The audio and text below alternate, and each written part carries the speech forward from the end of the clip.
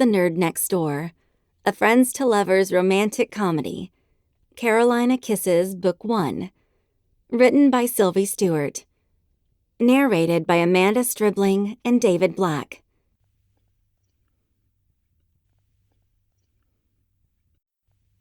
Chapter 1. Haley. Do you think I'm overreacting? I speed my steps to catch up. I mean, it's not like he tried to fill me up or anything, but I just got that skeevy vibe. You know what I mean? My nose scrunches as I think about my last client of the day. Or should I say, the owner of my last client of the day. Are you even listening? I stop short, causing Tank to halt as well. He turns his brown eyes to me and gets that wrinkly little crease between his brows. His head cocks to the side and I bend to pet him. Of course you were. Sorry to doubt you. I straighten and take a quick look around to make sure no one is witnessing the crazy lady talking to her dog about creepy dudes. But the pathway is empty except for my mutt and me. The air is sticky, and I can feel the boob sweat forming. But Tank and I both need our exercise, so I start down the pavement once more. Trees line either side of the path, making the surroundings much more pleasant than the exhaust-choked sidewalks we used to walk when I was still in school in Richmond. Tank and I both prefer our new home in Wilmington. The park is only a few minutes' walk from our apartment, and we're close to the beach, which is a huge bonus. Now, if we could just make some friends. But not Mr. Nemeth, I tell Tank, as if he'd suggested I try making nice with that creepy client from this afternoon. As the newbie at Coastal Veterinary Clinic, it fell on me to take the Saturday shift, which I normally wouldn't mind. But add a perv into the mix and I was wishing someone else had been in the mood to work the weekend in my place. My first clue that I was dealing with a good old-fashioned dirtbag was the position of his eyes.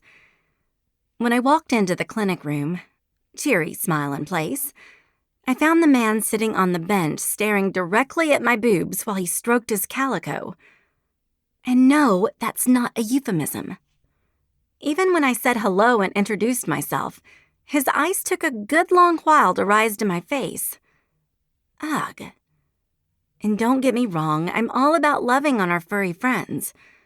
But when a dude is clearly envisioning you naked while running his fingers rhythmically through an animal's hair, it's time to back away slowly.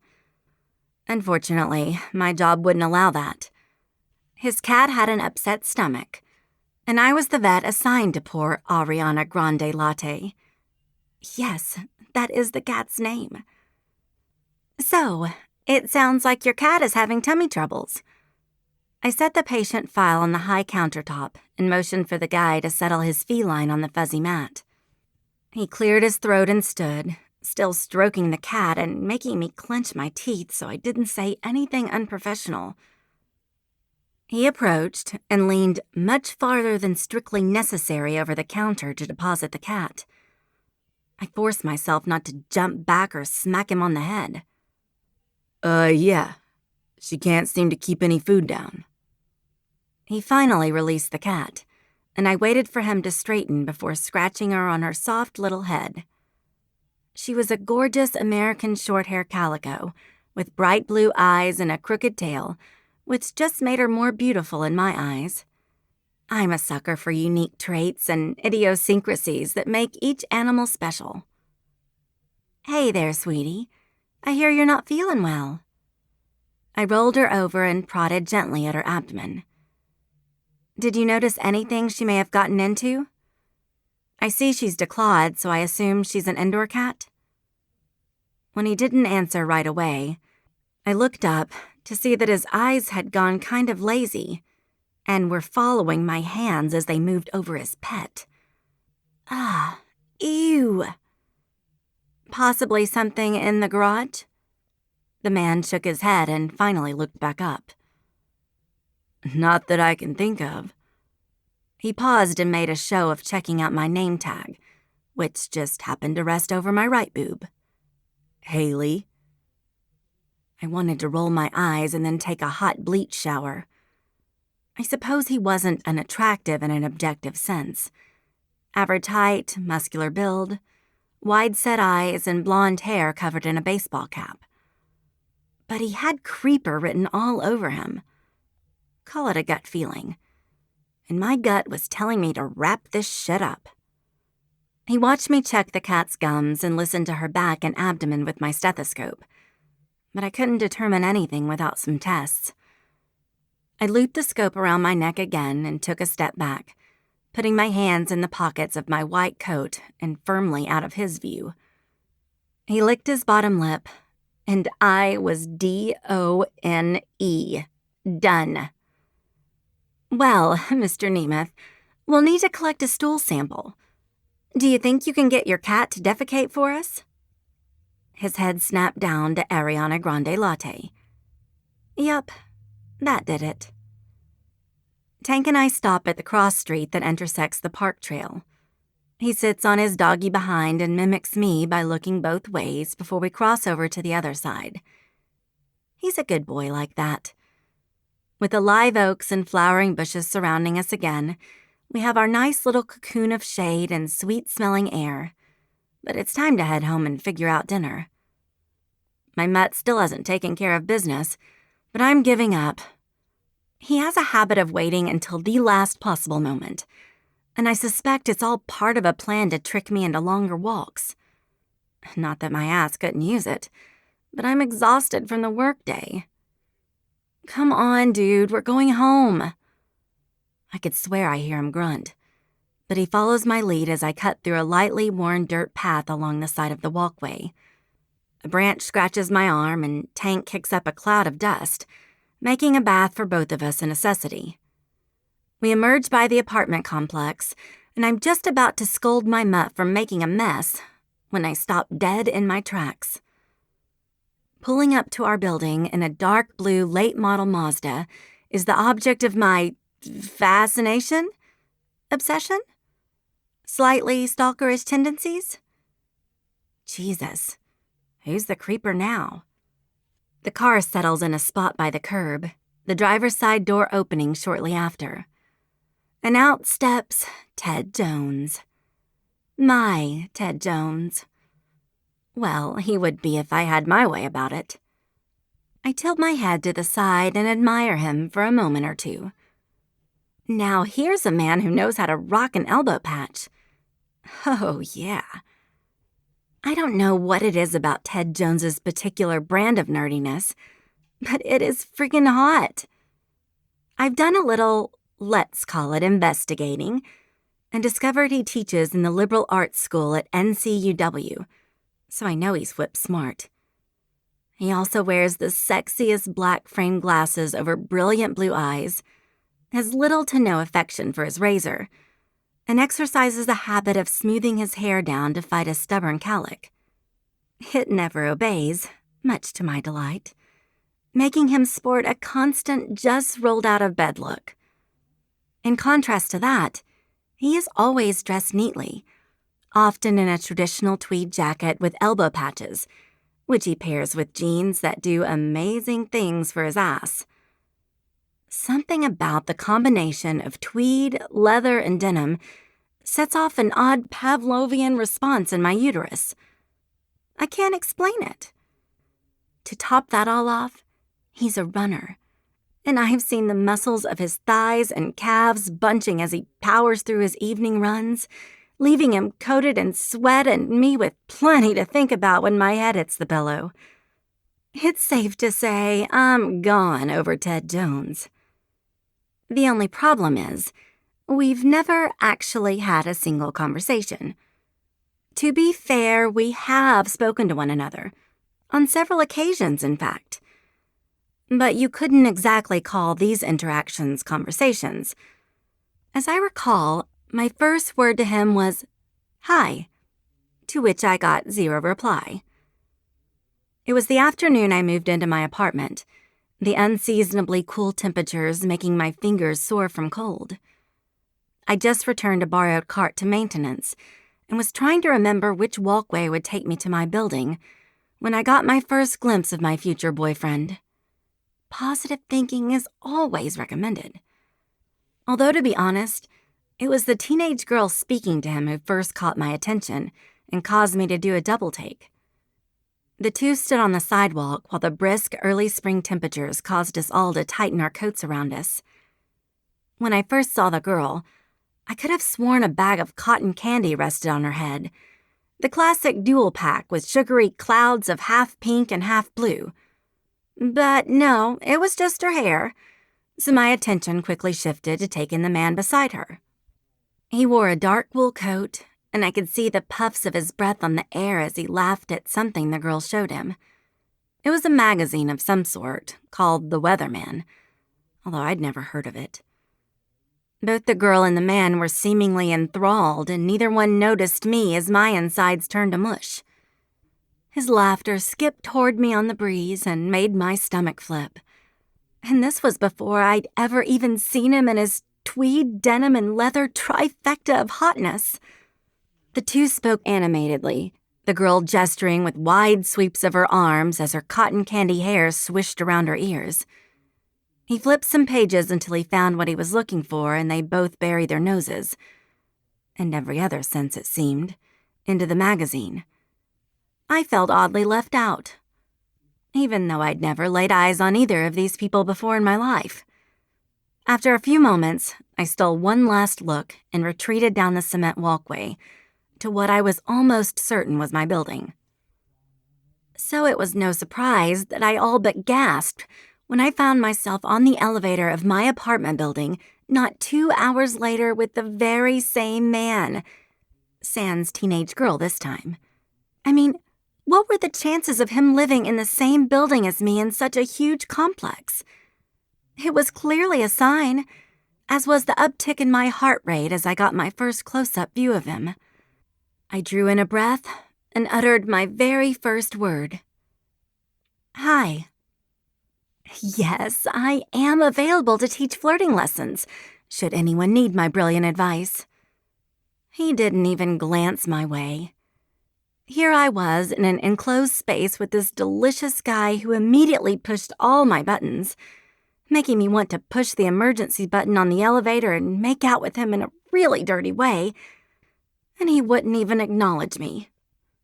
I've never been great with guys, but I do okay. Certainly well enough to spark up a casual conversation in an elevator. When he left me hanging, I felt a sharp pang that this guy, who was friendly to weathermen girls and was my type in every way, was actually kind of a rude jerk. That was, until I noticed he was wearing some of those weird wireless earbuds. This discovery brought some relief, but I still stood awkwardly until we reached the 3rd floor where I got off. Refusing to concede defeat, I waited until the elevator was about to close behind me and turned to give him my best smile and a friendly wave.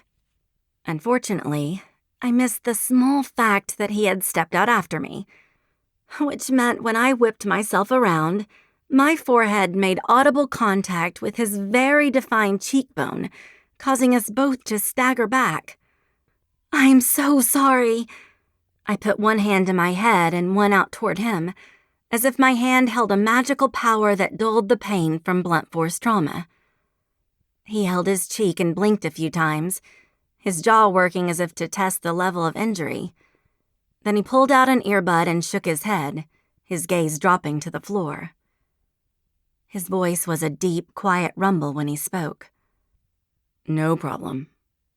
Then he snatched a set of keys from his pocket, like he thought I might attack again, and made quick work of the lock to apartment 3C. The apartment right next to my 3B. Ack! Happens all the time, he mumbled before disappearing behind his door. I continued to stand in the hallway, unsure of what had just happened and wondering if I should run to the store for some frozen peas or something. But I got the distinct feeling that would make things more awkward. Little did I know, awkward would be our go-to vibe for all subsequent encounters. Like the time my grocery bag split, and a bottle of wine, a huge roll of chocolate chip cookie dough, and a box of panty liners came tumbling out at his feet. Instead of just picking them up like a normal person, I, for some unknown reason, felt compelled to share that I was PMSing. Because that's exactly the topic that's going to make your crush confess his undying love for you. Oh, Haley, there's nothing I find sexier than the mental image of you stuffing your panties with cotton personal products before binge drinking and shoving raw cookie dough in your face. Come to daddy. Yeah, that's pretty much how things have gone since. But not today. Today, I'm going to have a real live conversation with Ted Jones. I straighten my back and then glance down at my clothes. The old t-shirt and capri leggings can't be helped. I take a quick sniff in the general direction of my armpits and resolve to just keep my arms glued to my sides during the course of our scintillating discussion. Hell, he's a runner. Maybe he's into girls who work up a sweat. I stride forward, pulling Tank along as I watch Ted stop at the communal mailboxes on a grassy patch of lawn. He stands with his back to me, his legs shoulder-width apart and covered in the familiar denim. I can do this. I'll be confident and charming, and not even a little bit weird. I'm sure of it. That is, until I actually reach the mailboxes and catch Ted's scent. Lordy, he smells like pencil shavings and leather. I want to bite my fist and then lick his neck.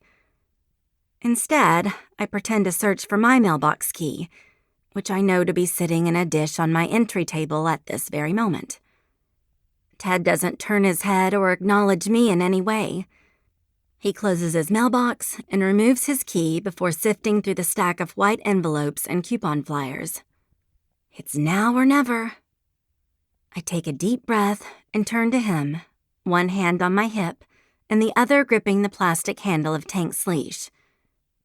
Beautiful evening, huh? Damn it. The weather? Seriously?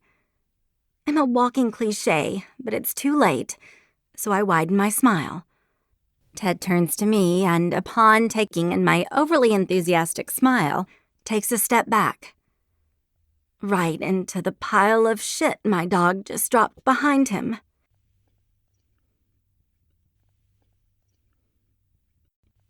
Chapter 2. Ted. Shit. I don't need to look down to know my choice of internal expletive is completely apropos. The acrid scent immediately assaults my nose as I sidestep to avoid crushing the paws of the furry beast whose crap I just stepped in. Why? Oh, why does this type of thing always happen to me in front of my incredibly hot neighbor? Oh, shit!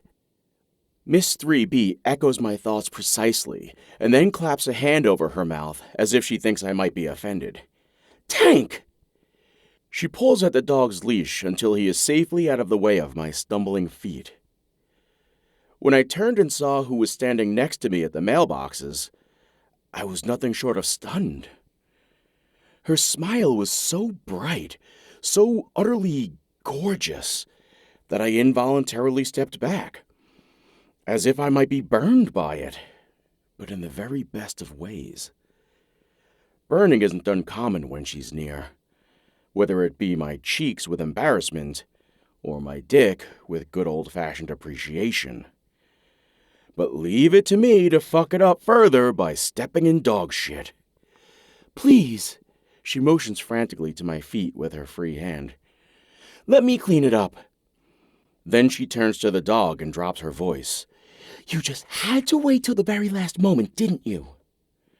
Her eyes swing back to me as the dog sits with his tongue hanging out and the furthest thing from a chastened expression on his black and brown face. I don't know what breed he is, but one thing is for sure. He wasn't the pick of the litter.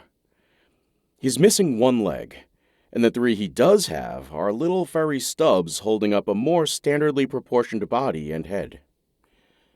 Part of me wants to smile at the guy's brazenness. He has spirit and fight, something I have a particular appreciation for. But what am I going to do? Take off my poo shoe and hand it to my goddess of a neighbor? No freaking way. I back up another step, gripping my mail with both hands. I got it, I try to reassure her. I'm headed to the rental office anyway. I turn and hurry away without a glance back. I do not, in fact, have any reason to visit the rental office. But I've already begun the ruse, so I walk in that direction, dragging my soiled shoe along the grass and pavement as I go. I figure if I walk around long enough, and I can retreat back to my apartment without the risk of running into Miss 3B again. Every time I find myself in her presence, my tongue manages to twist itself into knots, and my palms sweat like they're preparing to douse a small fire, which is utterly ridiculous. I make a living standing in front of 50 students at a time, talking for more than an hour at a crack, and not breaking the slightest sweat. But put me in front of this woman, with an ass made for tight pants, and a smile that could simultaneously bring about world peace and a room full of hard-ons, and I'm a blathering idiot. Like the first time we met. I was listening to a podcast and was completely caught up in my own world. So much so that I didn't notice a girl with curly locks of light auburn hair and curves for days entering the elevator and positioning herself next to me. Until I walked right into her and smacked her in the head with my face. Not my smoothest move. And just like that, when I took in all that was this girl, I had to look away. As if the force of her gaze might cause me to spontaneously combust. I muttered something unbelievably stupid and rushed into my apartment. As I leaned against the inside of my door, I distinctly remember wishing for two things. That she was moving into the empty apartment next door, and, conversely, that I'd never, ever lay eyes on her again.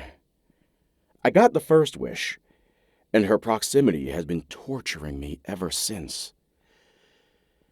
I make 2 laps around the rental office and another around the pool for good measure, before determining my shoes are safe to take inside. I briefly consider checking to see if Felicity is around to talk about that latest issue of Venom, but she's probably out with friends her own age. The mail is mostly junk, so I throw a few pieces away in the can outside my building and take the rest in to shred later. A whoosh of cool air rushes over me as I walk into the building, and I feel a fleeting pang of remorse that I'm tracking my recently soiled shoes across the carpeted floor. I've been living here for 5 months, right since the complex opened, so everything about the place is still clean and bright. Even the scent of fresh paint lingers faintly in the halls. When I push the elevator button, the doors open immediately, and I step inside before pressing the button for the 3rd floor. I lean against the stainless steel wall and rest my head on the cold surface. I don't have time to be distracted by my hot neighbor, or her funny dog, or the fact that I roam the apartment complex with an almost constant semi. I have work to do, a deadline to meet.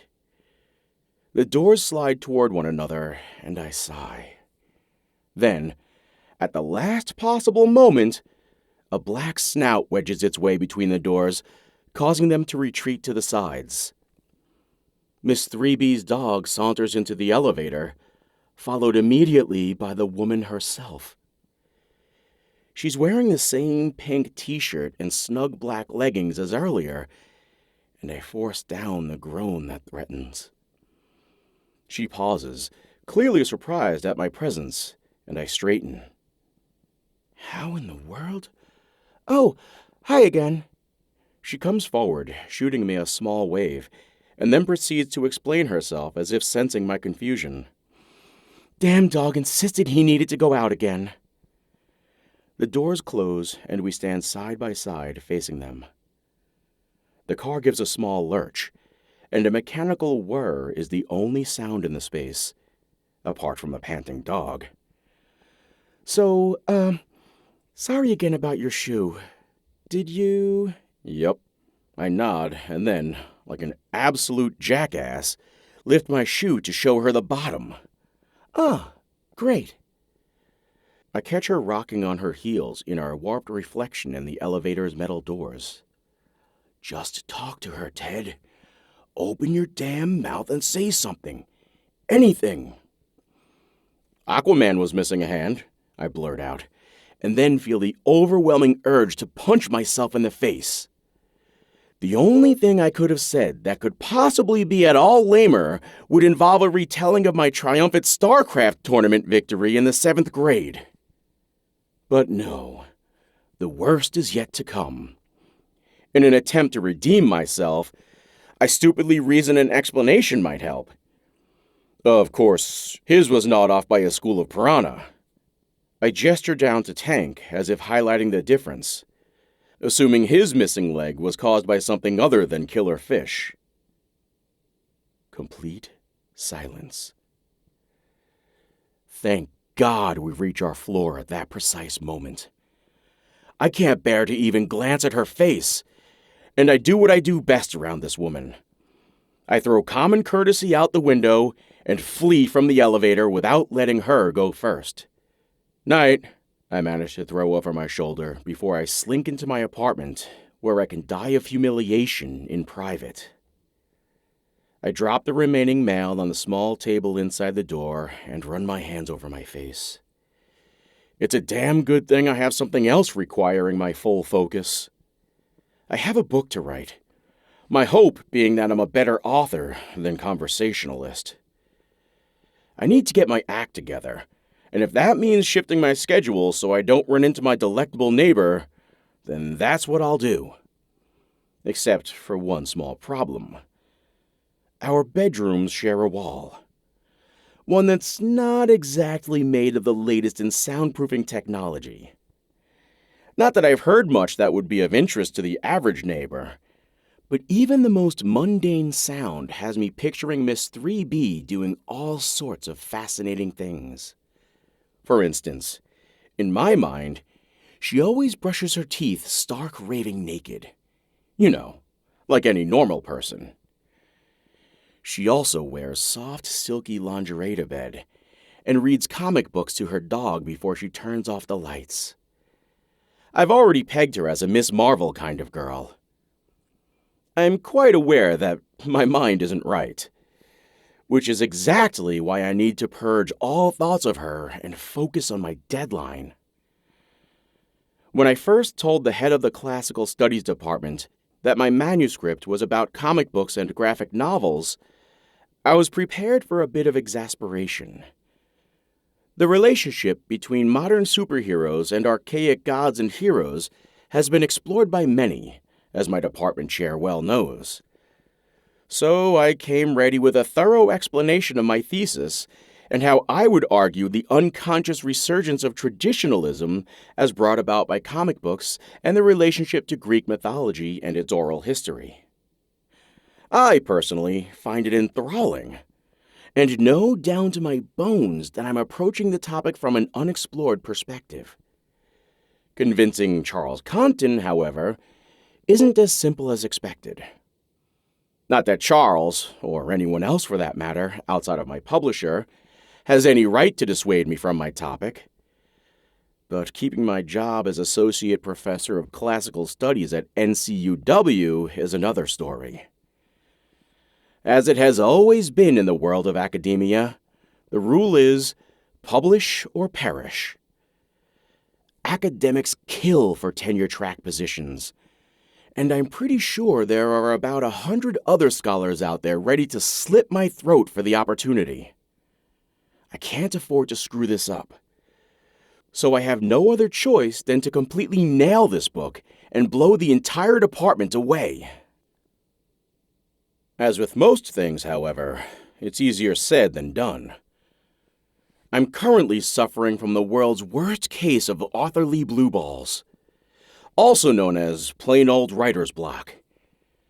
The manuscript is 2/3 finished, but I've reached a crucial juncture and can't quite work out how to proceed. I fear the reason is my fixation on my pretty neighbor and her ability to so easily distract me. Every time I sit down to type, my mind wanders to how she looked in her tight jeans the day before, or how she laughed at something Mrs. Flores in 1C said, the mirth creasing the skin around her eyes and mouth like they were naturally accustomed to frequent expressions of joy. And how she made funny faces at that damn dog of hers, making me want to take that face in my hands and kiss her senseless. It has to stop. I've tried going to coffee shops to write, but can't stand the pretentious hipsters who mob the places. Then I tried the library at school, but the screeching of old wooden chairs across a veneered floor and the hushed laughter of students proved too distracting.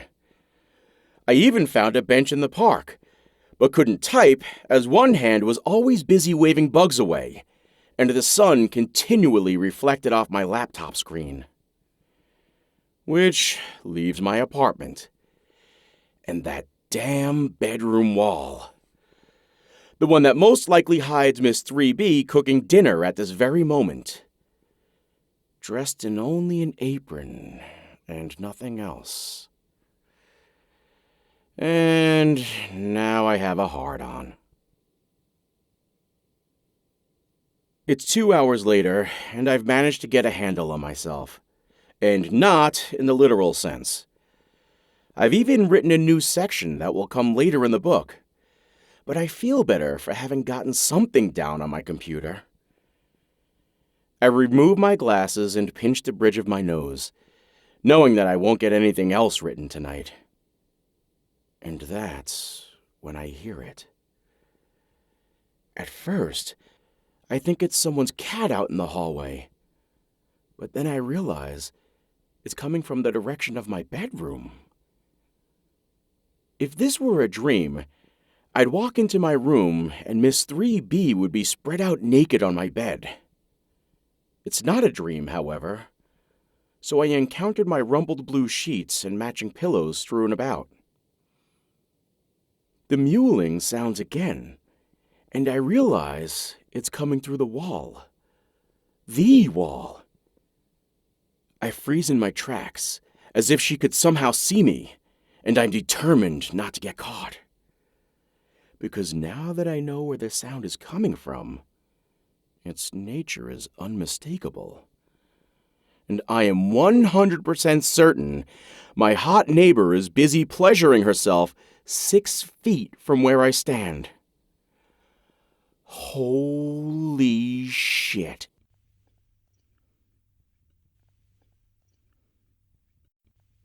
Chapter 3. Haley. My breathing picks up as I arch my back, my fingers doing an excellent job of convincing my brain they belong to one smokin' hot nerd. A bead of sweat drips from behind my bent knee and travels down my calf as I stroke myself, circling my clit and moving my fingers in a practiced rhythm. In my mind, Ted is whispering the dirtiest words in my ear, as his fingers work me until I feel the delicious burn shoot through my lower belly to my clit, and my body goes into an uncontrolled release. My muscles contract, and I'm climaxing, hard. The sensations are so intense, I'm pretty sure I've forgotten to be quiet. But I don't give one good goddamn right now. The orgasm continues as I coax it along, goosebumps rising on my arms as my body shudders and jerks. It's heaven and hell, because as soon as it's over, I have to stop pretending. I throw an arm over my eyes as I try to catch my breath and recover. I'm not sure why I keep tormenting myself with these fantasies about Ted. I'm pretty sure the guy doesn't even know my name. I mean, the only reason I know his is because of my embarrassingly stalkerish behavior. A deep sigh escapes, and I pull myself up to sit on the edge of my bed before shimming my panties back on. My reflection in the bathroom mirror tells the tale of the last 15 minutes, and I can't hold back my grin as I wash up. I wonder how Ted would react if he knew what I'd been up to. But before I can give it much thought, my ringing phone catches my attention. One advantage of living alone is the convenience of running around your apartment half naked. Another smile curves my lips when I see who's calling. Livy! Hey, girl! Why do men feel the need to open their mouths and ruin the moment? My best friend dives right in without a return greeting, which is nothing new. Can I assume we're talking about Troy? I silently mimic strangling myself. Liv's boyfriend is not on my list of favorite people, but I always try to be supportive regardless. I hear a door shut and assume she just got home. There's only one thing that would have Liv out late, and that would be a baseball game.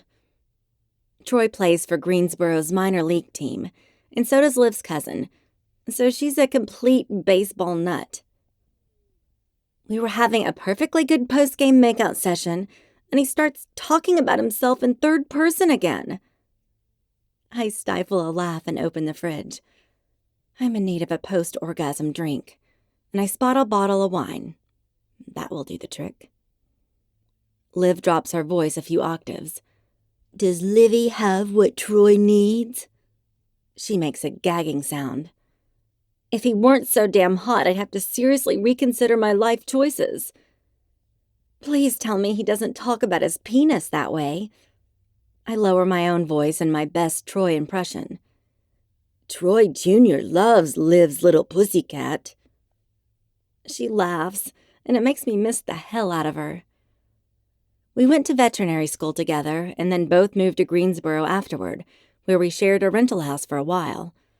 But this opportunity in Wilmington was too good to pass up, so I had to take it. Coastal is the best clinic in the state, and the practice works closely with some cutting-edge researchers in the field. Not only will my position give me the chance to be part of some groundbreaking work, but I'll get the experience I need to open my own clinic one day. I just wish working there didn't mean leaving my bestie behind. Liv snorts in my ear.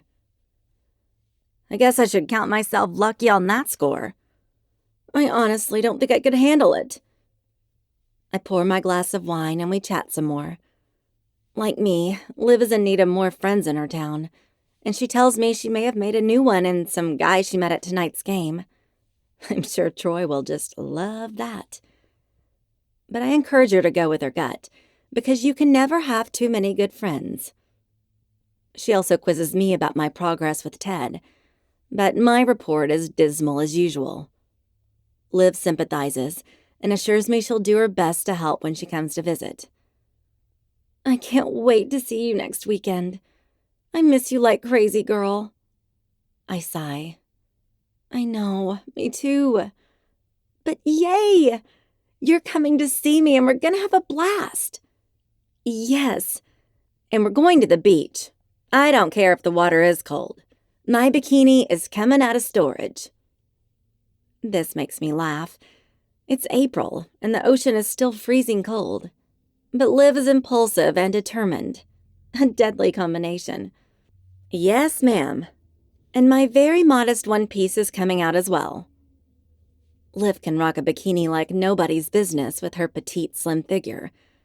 But I prefer not to expose all my curvy goodies for the world to see. Thank you very much. We say goodbye and I take my wine to the living room, where I drop down on the couch. Tank has taken up his favorite napping spot on the next cushion over, but manages to open his eyes and wag his tail a couple of times when I sit. He's such a funny little guy, and I sometimes worry he'll be the only true love of my life. When I rescued him, he'd been hit by a car and we weren't sure he was going to make it. I used every last dime I had as a broke student to pay the vet bills, and Liv and I traded shifts caring for him while he recovered. He looks up at me with those wide brown eyes, and I give him a good scratch behind the ear. Auntie Liv is coming to visit next weekend. His ears perk, so I know he understands. My phone pings with a text notification, and I bring it in front of me, assuming it's Liv texting me about something inappropriate. What I see on the screen is indeed inappropriate. Very inappropriate. And utterly startling. Staring up at me is a hairy dickpick, I shake my head, wondering what in the world would make Liv send me a penis, and praying it doesn't belong to Troy. I can feel the bile rising at the thought. I immediately type my response, "Ew," and hit send before I realize it's not from Liv. It's from an unknown number. I immediately drop the phone and it clatters on the coffee table as I stand up. Jesus! Who would send me a picture of their junk? Tank growls at my phone, and I want to hug him to bits, but shudders are racking my spine. My feet take me to the kitchen sink where I scrub my hands as if I have a terminal case of the cooties. Now, let's be real. Dick pics are not entirely useless.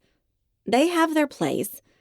For instance, if I had a long-distance boyfriend, I might enjoy a nice, carefully lit photo of his peen, if it came along with a sexy smile just for me.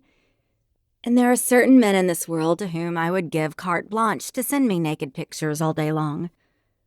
Unfortunately, Chris Hemsworth doesn't have my phone number. Which leaves the creepers.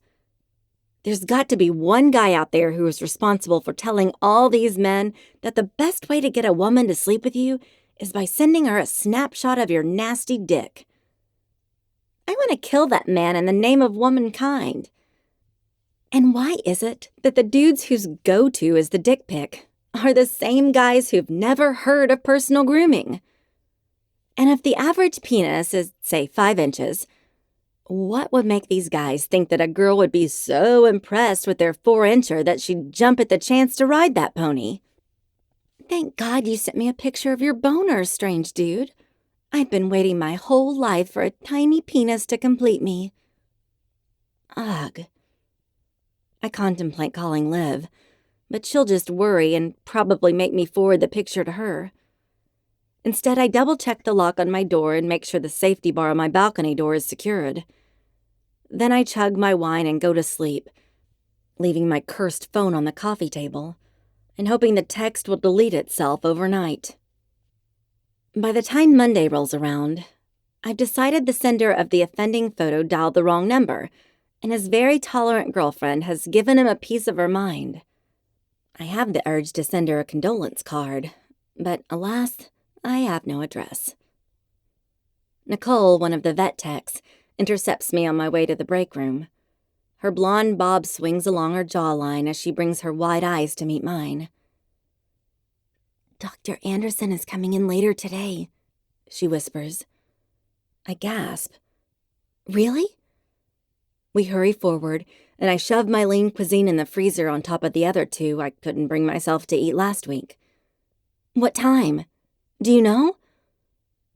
Dr. Everett Anderson is a renowned researcher whose work has been published in every veterinary journal in existence. He's made achievements in both domestic and wildlife studies, but his true area of expertise lies in animal welfare and the human-animal bond, something I would give my left boob to be a part of. And he's visiting this afternoon. The one time I met him, I'm pretty sure I made a good impression, but I know I need to place myself in his path as much as possible if I'm ever going to get the opportunity to work with him. 3:30. Nicole leans in conspiratorially. "I got Jen to move your 3:30 to 3 instead, so you just need to make sure you run on time today and you've got your shot." She puts a finger to her lips. "Don't tell Cicely." Our practice manager forbids schedule adjustments unless it's an absolute emergency. "Is it weird that I want to hug you?" I don't know Nicole all that well, but enough that I'd call her a friend. And enough that she's caught on to my near-hero worship of Everett Anderson. She laughs and steps back, doing a come here gesture with both hands. "Bring it in." So I do, keeping the hug short so I don't reek of the crazy. My first patient of the day is a ferret named Alfonso. He's just in for his annual checkup, so I'm able to keep it short and stick to my schedule. Alfonso is followed by Lucy and Ethel, 2 terrier puppies in for their post-surgical checkup after being spayed last week, and Pooh, an overweight guinea pig who seems to have swallowed his owner's shoelace.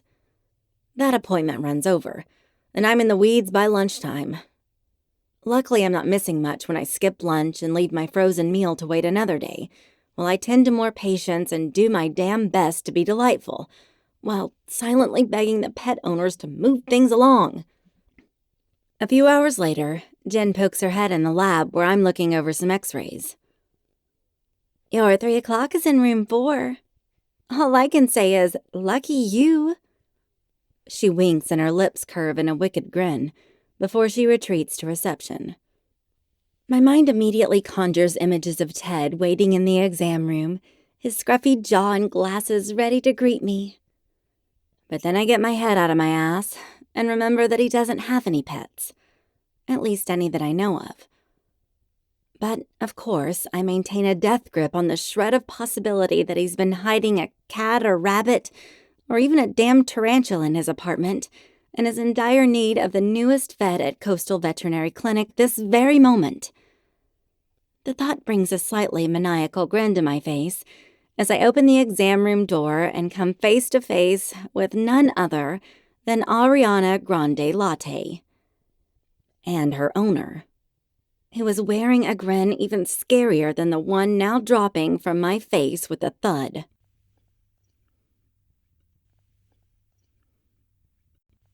Chapter 4. Ted. I've hardly slept in days. Logically, the cause of my insomnia should be my looming deadline, yet my dick has a habit of defying logic.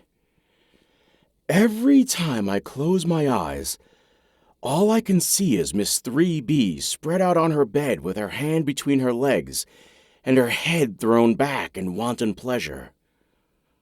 In case you're wondering, it's nowhere in the neighborhood of possible to fall asleep with a raging boner in your shorts. So I read and watch TV, careful to keep the volume low so I don't disturb Miss 3B. I don't know her name, and that's entirely intentional. It would be simple to learn it. Just a peek at a piece of mail or a passing comment to Mrs. Flores. But knowing will give a name to all my inconvenient fantasies. I'll forever be repeating it in my head, making it even more difficult to set thoughts of her aside. So I mind my business and watch TV until I fall asleep in the early hours of the morning. Unfortunately, this has me yawning widely as I leave my apartment in a hurry on Wednesday to make it to class on time.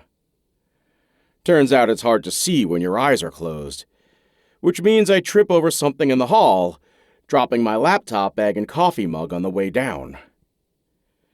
I'm so stunned at my sudden brush with gravity that I don't notice the tongue licking my hand at first. But it finally registers when I look up from my position on the floor and see Tank attempting to get to second base with my hand. A quick glance around shows no sign of his owner, so I take the opportunity to right myself before she can see me sprawled out on the hallway carpet. I groan at the pain in my knee when I lift myself to standing, but I shake it off as I retrieve my things from the floor. Only a small splash of coffee escaped my travel mug, and Tank is taking care of it for me. I'm not quite sure what to do at this point, since the door to 3B is closed and no one else is in the hall. Did the dog get out by mistake? Is he some kind of canine genius who can work doorknobs? Has he been banished for bad behavior? I'm torn between knocking on the door and just leaving the dog where he is. But I'm already running late, and I'm not at all prepared for an actual conversation with my pretty neighbor. Mentally preparing myself for that would take more brain power than I have at present. And a couple of shots of vodka probably wouldn't hurt either. I resolve to just go about my business, and I push the button for the elevator. It's not like he's going anywhere. But when the steel doors slide apart, the damn dog races forward into the waiting car. No! I put a hand out to hold the doors open. Come back out! He sits on his butt and looks up at me instead. Damn it. Tank, come, I demand, trying for stern while doing my best to keep my voice down. His tongue comes out to lick his black nose, but he otherwise doesn't move. Come here now! My voice rises, but it does no good. His stubby legs give out, and the black and brown ball of fur drops onto his belly. I have no choice but to get on the elevator with the damn dog. I set down my laptop bag and coffee and reach out to grab his collar, hoping I can guide him back out into the hall. But before I manage to pull him more than an inch, the doors begin to slide shut. I quickly jut my foot out to block them, putting me in a position that's only ever been executed by 12-year-old girls as their grisly Romanian gymnastics coach shouts orders at them. So, of course, it's at that moment when the door to 3B opens and my hot neighbor pokes her head out. Tank? I know the precise instant she catches sight of me because she gasps. Oh my God, are you okay? She hurries forward and, despite all the blood in my body rushing to my face, I can't fail to notice she's wearing pajamas. A white men's tank and a pair of cotton pants. As I look up at her, my leg muscles scream in pain, and my face contorts in what I'm sure is an agonized expression. 3 things occur to me. A. She's not wearing a bra. B. Her pants have the Wonder Woman logo printed all over them. And C. I can't, for the life of me, decide which one of those I find hotter. When I don't answer, she reaches down and grabs my upper arm with both hands before helping me up. I try my best not to wince, but it's no good. What happened? Are you hurt? The concern in her voice is clear. I lean into the elevator door, which is still open, and make an attempt at casual. I'm fine. I was just... Now, how in the hell am I supposed to explain this? Your dog was trying to ride the elevator. Her brow knits, and she shifts her gaze to Tank, whose chin is now resting on the floor of the elevator car as his tail wags and his one back leg sticks out behind him. Tank, get out of there!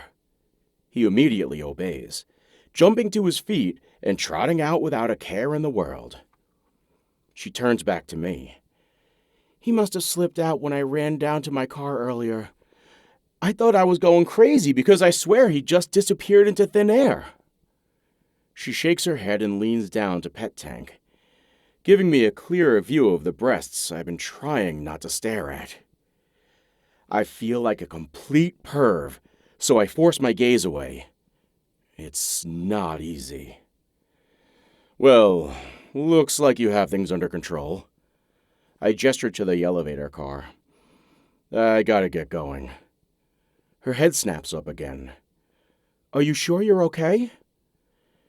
This is the longest I've allowed myself to look her in the face, and I notice for the first time that her eyes have a dark ring of blue around the green and gold swirls of her irises. She's not wearing makeup, so it's easy to spot the freckles lining the apples of her cheeks and the natural peach tone of her skin and lips. Her mouth is disproportionately wide for her face, but it only serves to make the curve of her lips even sexier. The fuller bottom one drawing me in and making me long to place my own lips over it for one perfect kiss. At her words, I realize I've been staring longer than is acceptable by someone who's not stoned.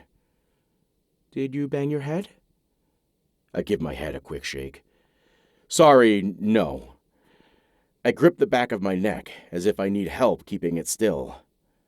Then, not knowing what else to say, I verbalize the exact thoughts in my head, like a complete idiot. I've been too distracted to sleep the last few nights. Her mouth turns down, and she considers me for a moment before a pink flush creeps up her chest to her cheeks and all the way up to her hairline. Oh, shit. Shit. I open my mouth to try to fix things when she drops her eyes and lets out a little squeak, as she's clearly just realized what I've been keenly aware of since the moment she walked out of her apartment. Her white t-shirt isn't doing a very good job of hiding what's beneath it. Her arms cross themselves in an iron shield over her breasts, and I scurry onto the elevator before I can do more damage. I purposely keep my eyes on my feet as the doors slide toward one another. See you later. Look out, Chris Pratt. Your status as the coolest guy on Earth is in grave danger. When I exit the classroom 3 hours later, I spot Charles Compton in the hallway speaking with another associate professor named Mishka Bat. She's been at the university for 4 years and has published not only a book, but 3 articles that were accepted in some of the best journals in the classics field. It's no secret Charles counts her as the department's golden child. And it doesn't hurt that she's both brilliant and kind. Regardless of my friendly association with Mishka, however, my immediate instinct is to turn the other way and get the hell out of there before Charles sees me. A reaction that clearly represents a huge fucking problem. The way to get tenure is not by avoiding my department chair, but by cultivating a relationship with him instead. To this end, I slow my steps and give him a chance to see me as I walk by. At least then, I'm leaving it to fate. "Ted!" he calls out, and I turn in his direction, careful to assume a pleasantly surprised expression. "I was hoping to run into you." He nods his head of salt and pepper hair at Mishka, and then meets me halfway. "Hi, Ted," she calls to me with a smile. "We'll see you Sunday, yeah?" Crap. I completely forgot about the cocktail party on Sunday evening. Well, blocked it out is more likely. The last time I attended one of Charles's mixers, I found myself cornered for an hour by his wife, as she not so subtly indicated her openness to some after-hours tutoring. And not in the subject of ancient Greek and Roman lore, although, come to think of it, there is an extraordinary amount of sex in there. "Absolutely." I give her a friendly wave, and she walks in the other direction. I extend my hand to Charles. "Nice to see you." "See? This is good. We're socializing, and I'm being a team player." Then why do I feel like I'm about to get sucker punched? "Walk with me," he says, before adjusting the cuffs of his shirt beneath his sport coat and turning to stride down the hall. The entire wall beside him is lined with windows, so he's almost silhouetted by the bright spring sun streaming through the panes. The part of me that reads too much takes this as an omen. "I want to discuss your book." Damn it. Sometimes I really hate being right. 45 minutes later, I wait in a tiny library cubicle for a scheduled meeting with one of my students. But I can't get my conversation with Charles out of my head. He's very skilled at the art of implication. His comments don't lay down any kind of decree, yet the underlying message is always unmistakable. In this case, he signified his enthusiastic support for my manuscript. However, in going through the detailed synopsis I provided several months back, he's confident I've worked out a way to pretty much entirely change the whole fucking book. "I'm sure you've made significant strides to incorporate the cultural significance without straying too far into teenage popular culture.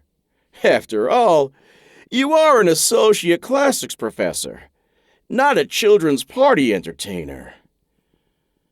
It took everything in me not to react on a gut level and tell him to go to hell. Instead, I gave a non-committal tilt of my head and coughed my discomfort. A glance at my watch shows the student is 10 minutes late, which probably means she'll be a no-show. It's better that way, as I'm not sure how much help I can be with my mind whirling like it is. Does Charles really expect me to change my entire thesis? At this late stage? I cough out a mirthless laugh. My publisher is expecting one thing, and now Charles is expecting something entirely different. I find myself in a situation where I may have to choose between my job and my book, my integrity. So, I do what I often do in difficult situations. I ask myself one very important question. What would Batman do? But I don't have time to form any answers, because my student comes rushing up, almost passing right by the cubicle in her haste. "I'm so sorry I'm late. The stupid printer at the student center wouldn't give me my paper." She thrusts a stack of loose pages in my direction, and I take them. "You've got to help me, Professor Jones. I'm totally lost." That makes two of us.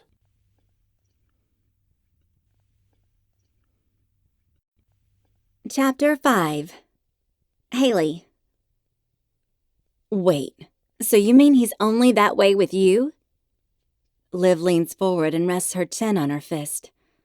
Her straight black hair is pulled back at the sides and her mouth is turned down. I take a fortifying sip of my margarita before responding. I guess so. Jen thinks he's hot.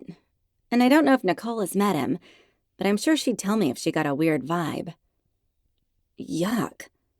Liv shakes her head and brings a salsa-loaded chip to her mouth. It's not the chip making her lip curl. It's the mental image of Mr. Nemeth I just painted as we waited for our drinks at K38. I've been dying for her to get to town so I could have a face-to-face about everything that's gone down this week. It's just not the same over the phone. She was justifiably grossed out when I described both my encounters with Ariana Grande Lattes, a.k.a. AGL owner. And just like the first time, most of Monday's visit had been spent with his eyes trained on my boobs. As he explained to my chest that there had been no change in his cat's condition over the weekend, I tried to listen for the cat's sake. But while I checked the feline's heart, lungs, and abdomen through my scope, he somehow maneuvered his way over to my side of the exam table, and his hand accidentally brushed my lower back. I jumped to the side and firmly asked him to move back to the other side to give me some space. Thinking back on it, I cringe at the fact that I pasted a polite smile on my face through the entire thing. Client or not, I shouldn't have to do that. I've been kicking myself all week for it, and I'm relieved to have Liv here to talk to. I sigh, and I can't believe he made me miss my chance to schmooze with Everett Anderson. I'd had to do more blood work and a set of x-rays, which turned up nothing. Liv covers her mouth as she finishes chewing. At least you gotta have a few minutes. There are a lot of people who'd kill for even that. I know she's right. I did get to have a brief conversation with Dr. Anderson, and I'm proud to say I didn't fangirl all over him, even though I was totally losing my shit inside. I shoot Liv a smile. I'm so glad you're here. Aw, shucks. She plays at being coy and then ruins it by taking a huge bite of another chip. The girl is tiny, but she eats like every morsel is the last bite of ice cream in the container. Well, I need to do something about this guy. If I weren't so new, I could probably pawn him off on one of the other doctors. But I don't want to be that girl. I'll just have to put him in his place if he comes in again. I know I'm capable of handling it on my own, and I want to avoid making any waves as a newbie. Yeah, but at the same time, can't you bring it to someone's attention? Especially before it gets out of hand. I chew on my lip and watch Liv eat. But it's like I said, he hasn't done anything overtly inappropriate that I can point to. Liv raises a brow. I suppose if staring at women's boobs was justification for legal intervention, women would be the only ones living outside prison walls. She loads another chip with salsa and shrugs. Scratch that. I'd be behind bars too. Sometimes I can't help but stare when chicks put 'em out there. She uses her chip to gesture to my rack. All thoughts of the creeper flee, and I feel my cheeks heat at her words. I try to cover it by taking another sip of my drink, but only manage to slosh some over the side and onto my chin. This is approximately the 80th time in the last 2 days that I've mentally relived the moment in the hall with Ted Jones, where I realized he not only got a good look at my nipples, but almost certainly got an earful of my imaginary sexy times with him last weekend. I'm sure my face is roughly the same color as a baboon's ass. It's not like I don't know the walls are a bit thin. I've heard noise from Ted's apartment before, but I guess all the good action down in Ladytown blocked the part of my brain that controls common sense. So I've spent the last 2 days contemplating exactly how much money I'd lose by breaking my lease and moving to Zimbabwe, or at least to the other side of the apartment complex. Liv's finger circles the air. "What's with this?" I pretend to choke and put a hand on my throat while I set my drink down and croak out, "Chip, down the wrong pipe." She tilts her chin meaningfully. "You haven't eaten any chips. I'm the one stuffing my face. Now spill it." You'd think she'd be satisfied with the dick pic and the pervy client. That's a nice chunk of dirt for 1 week. But no, she won't rest until she has it all. I wipe my mouth with my napkin and toss it on the table with a huff. Then I wait until she brings her margarita to her lips. "Fine. If you must know, Ted heard me finger-banging myself, and then I showed him my boobs in the hallway." She spits out her drink and spends the next 2 minutes coughing up a lung, as I sit back and enjoy the chips and salsa. They really are delicious. I pull at the hem of my skirt in a hopeless attempt to make it longer. Liv swats my hand. "Stop it. You look amazing." She ignores my scowl, so I let it drop to save my energy. We both grip the wood trim and peek surreptitiously around the corner of my apartment building like we're in a Scooby-Doo cartoon. Tank sits at our feet, completing the picture. I can't believe we're doing this. We withdraw again, and Liv pulls out her phone to check the time. "I thought you said he runs for 45 minutes. Where the hell is he?" I shrug and tuck my hair behind my ear. Don't ask me. Maybe his endorphins kicked in and he decided to ride the wave. Liv narrows her eyes and grins at me. "Who are you?" It's a fair question, since she knows I'm not a fan of working out, and the only endorphins I've ever experienced are the ones delivered by sex. Apparently I'm a Vegas stripper, given the way you dressed me. I gesture down to the skirt that shows way too much thigh and the low-cut turquoise top I'm wearing. "Ha ha, you'll be thanking me when Professor Nerdboy swallows his tongue." It's my turn to swat Liv. "That's Professor Jones to you." She waggles her brows, her dark brown eyes practically sparkling. "Ooh, do you think he'll make you call him that in bed?" Her lips purse in what I assume is her best Marilyn Monroe impression. Although last I checked, Marilyn wasn't a short, scrawny Chinese woman. "Spank me, Professor Jones. I've been a bad, bad girl." If I acknowledge her, it will just make it worse. So I peek around the corner again while she laughs behind me. And there he is, rounding the rental office. I pull back, and the heel of my ridiculous sandal lands on Liv's blue Converse. "Ow!" Liv jumps on one foot, and Tank dances around her. "He's coming!" For some reason, I instinctively cover my boobs with both hands, before I realize what I'm doing and drop them to pull on my hem again. Liv grabs my arm and drags me, half hopping and half running, to the walkway in front of the building. I continue checking the status of my outfit, while Liv grips Tank's leash, shakes out her long hair, and takes a deep breath as if she's preparing for her monologue in front of Lin-Manuel Miranda himself.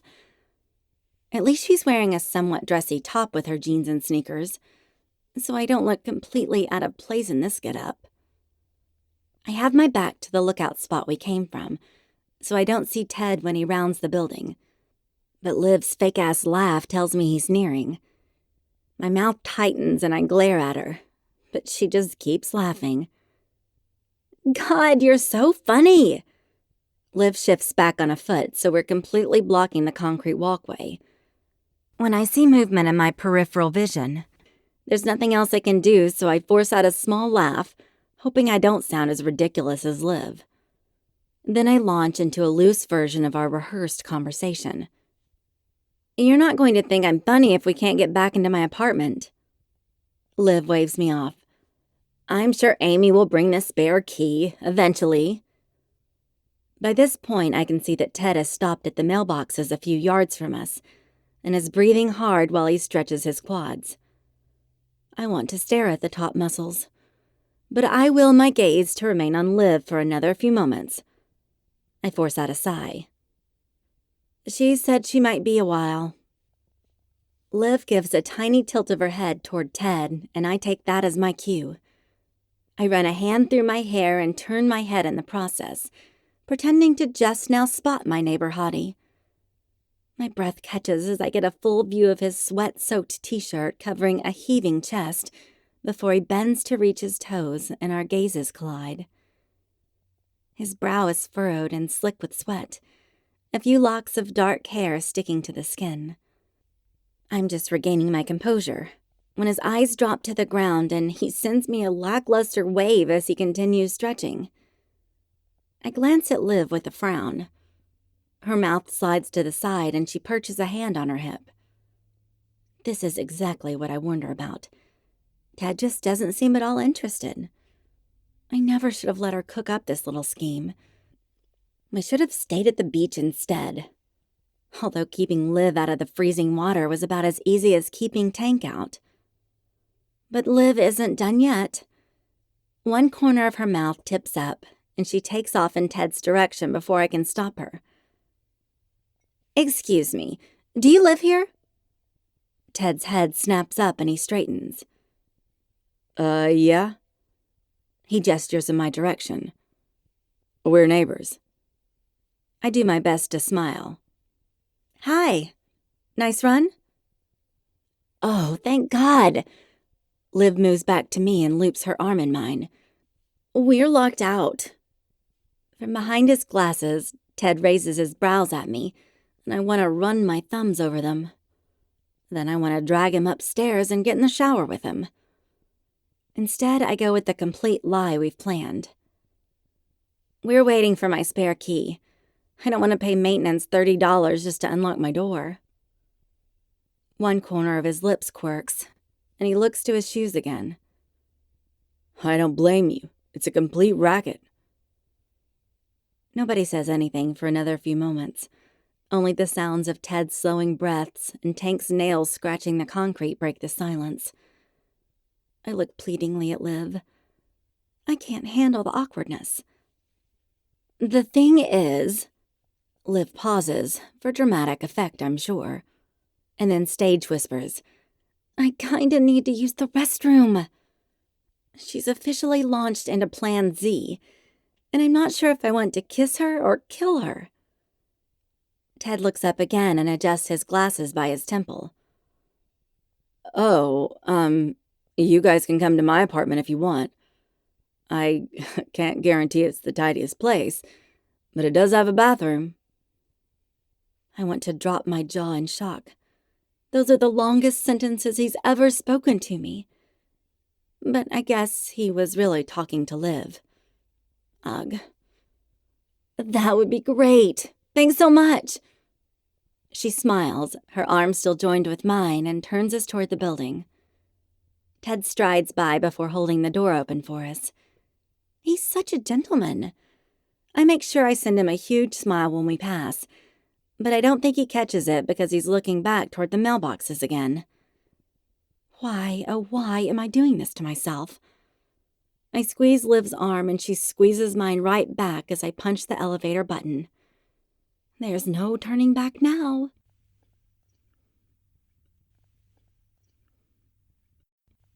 Chapter 6. Ted. My athletic shorts can only do so much to hide my reaction to Miss 3B in that hot as fuck skirt. It hugs her hips and ass, revealing creamy white thighs and a small birthmark I've never noticed before. And now, my life's mission is to get my mouth on it, preferably while she's completely naked. I, of course, relish the opportunity to have her in my apartment, and I should count myself lucky that circumstances played my way to get her there so easily. Maybe it's a sign that I should just throw my hands up on this whole avoidance thing and to try asking her out. But she's way out of my league, I remind myself. Gorgeous, vivacious women like her don't go for bespectacled ancient history geeks like me. "I'm Liv, by the way." Her friend turns to me in the elevator with a little wave. "Ted Jones," I respond with a polite smile. "Ted lives in 3C, right next door." My neighbor tucks a strand of light auburn hair behind her ear and flashes me a hesitant smile. I want to nut punch myself for the hesitance she's showing, because I know it's my fault. Her personality is downright dazzling until I throw my awkward ass into the mix. She probably thinks I hate her. The ludicrous thought makes me want to laugh, and then get on with the well-deserved nut punch. "Well, that's convenient." Liv looks back and forth between us. Is it weird that I'm disappointed her friend doesn't know about me already? Yeah, definitely weird. The elevator comes to a stop, and I hold the doors open until both women and the dog get off. My eyes home in directly on Miss 3B's skirt where it meets with the bare skin of her thighs. I'm never going to make it without embarrassing myself, so I hurry in front of them to unlock the door to my apartment. Hopefully a quick shower and change of clothes will be enough to get me back in control of myself. But before I can excuse myself by citing my sweaty state and my reluctance to sully the furniture, Liv hands me the leash and hurries to my hall, calling behind her, "Don't worry, I'll find the bathroom," and leaving me alone in my entryway with my gorgeous neighbor and half my blood running southward. We both glance down at Tank, who is sniffing around the baseboards, tail wagging. "Here, I can take that." Miss 3B reaches for the leash. I keep my hold on it and shrug, meeting her eyes again. This must be a record. That's okay, I don't mind. And I don't. Her funny little dog is growing on me. Can I ask about his leg? She bends down to pet him, and her hair falls forward into her face. I want to tuck it back so I can watch her while she speaks, but I remain where I am. He got hit by a car when he was a puppy. They had to take his leg, but he's a trooper.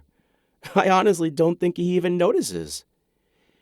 She looks up, and her lips curve into a heart-stopping smile. Animals are so much more resilient than people. Sometimes I'm in complete awe. Of course, it doesn't hurt that their memory is shorter. I'm practically hypnotized by her, so it takes a moment for her words to sink in. I hadn't really thought of that before, but I'm certain she's right. There's no time to reply, though, because Liv is back from the bathroom. "Can I just say I highly approve of your bathroom decor?" Liv turns to her friend. "He's got Zoe Saldana and Chris Pratt in his bathroom, Haley." I freeze, and I feel my heart rate kick up. I don't hear most of what Liv says next, but it's obviously a description of the Marvel Studios poster I have framed on the wall. My mind is only focused on the name she spoke. Haley. No more Miss 3B. My infatuation has an undeniable identity. I can no longer ignore. Hallie. It's perfect. Like her. I watch her as she smiles at her friend, and I suddenly have the absurd urge to protest, to demand that she save all her smiles for me and me alone. It's crazy, I know, but every part of me is so drawn to her. I unfreeze, shaking my head to get a hold of my sanity. If you ladies don't mind, I'm going to take a quick shower. I gestured down at my sweaty clothes, which turns out to be a huge mistake because, of course, it draws both sets of eyes down my frame, where I know I have a semi. I turn to get my ass out of Dodge before I can get even a glimpse of their expressions. Be right back. The water does little to ease my racing mind and heart, although the cool temperature does fix one of my problems. As I lather up, I resolve to stop being such a chicken shit about this whole thing. Yes, I have a career crisis to deal with. Yes, she's way out of my league. No, I don't have time for attempting a relationship right now. But the fact remains that I'm already so distracted with wanting her that trying to actually have her might be the only solution. Either she shoots me down and I figure out a way to move past it, or she surprises the hell out of me by accepting a date and I can see where it goes. Either way, I'll stop torturing myself. Okay. I'm going out there and asking her out. Decision made. I hurry through the rest of my shower and then dry myself off and put on a clean pair of jeans and a button-down.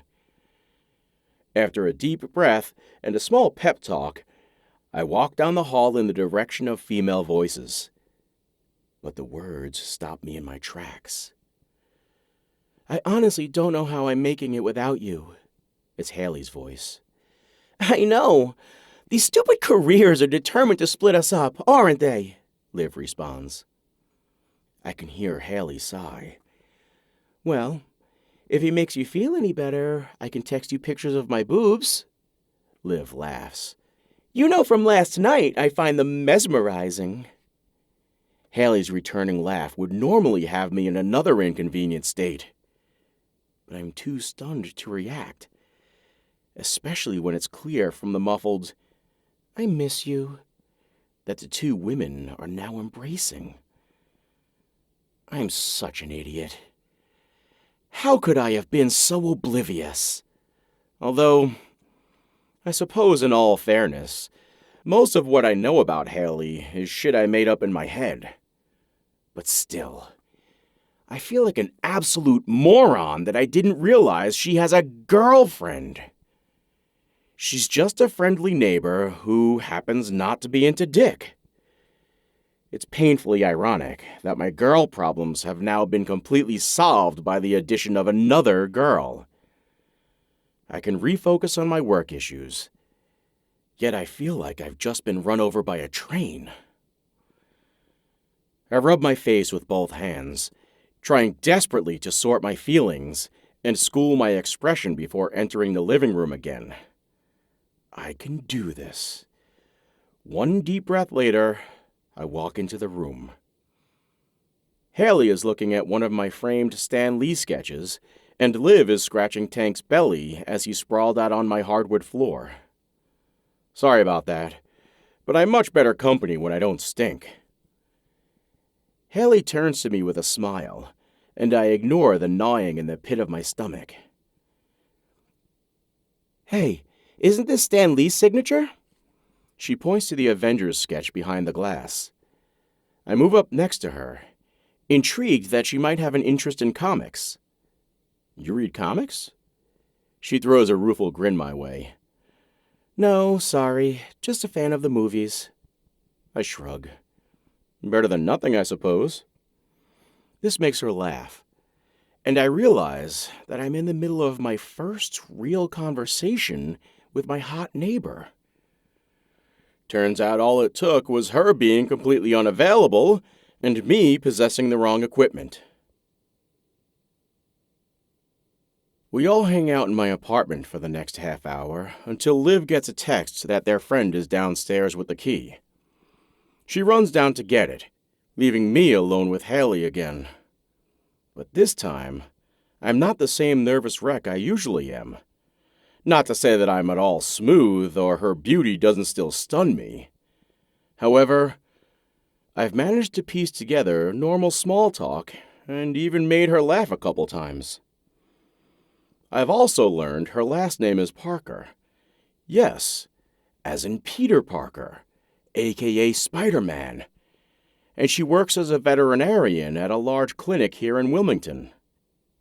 She and Liv used to live together in Greensboro until Haley took the new job, which explains part of the conversation I overheard earlier. I wonder how long they'll keep up the long-distance relationship until somebody caves and moves. The thought of not having Haley nearby makes my chest hurt a little, which I know is ridiculous. I'm really glad we finally got to talk. Haley stands in my doorway, holding her dog's leash and worrying the nylon strap with her fingers. Her lips curve in a sheepish smile. I don't know very many people in town yet. I nod in return. Me either. Apart from work and a few friends. It's hard being new in town, and I feel guilty for wasting so much time avoiding her while she's obviously been lonely. Before I can think too much about it, I say, Hey, I've got this work mixer tomorrow night. I can't promise it won't be utterly boring, but do you maybe want to come along? I know at least a couple nice people who will be there. I'm thinking in particular of Mishka and her husband, who are both easy to talk to. Haley's eyes widen, and her mouth pops open. Crap. I just essentially asked her out. My gaze darts to my shoes. I mean, just to hang out, you know? Maybe meet a few people? Liv can obviously come too if she's not leaving until Monday. I hurry to add. There. That should fix it. I glance back up, and she's biting her lip, but the corners of her mouth are turned up. I silently ask God if he's enjoying torturing me like this. Sure. Sounds great. Liv has to leave tomorrow, but I'd love to go. I feel my own eyes go wide. Okay. How about I stop by and get you around 6:45? The elevator dings and Liv steps out, looking back and forth between Haley and me. Her expression is almost speculative. God, I hope she doesn't think I'm hitting on her girlfriend. See you then, I guess. Haley turns and throws me another one of her smiles over her shoulder. Thanks for giving us shelter, Ted. Liv shoots me a little wave. Anytime. I stand in the hall until all three of them are in Haley's apartment behind the closed door. Today has gone a lot differently than I ever could have expected. And I can't figure out for the life of me how I feel about that.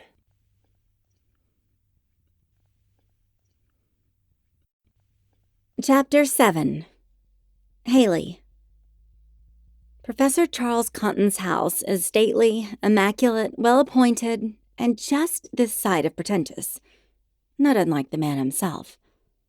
Lovely to meet you, Bailey, his wife, Patrice, says as she offers a limp hand. The couple looks to be in their 60s, and while I don't think Patrice has gone the route of plastic surgery, she clearly has an expert hand when it comes to cosmetics. It's Haley, Ted corrects her, much to my relief.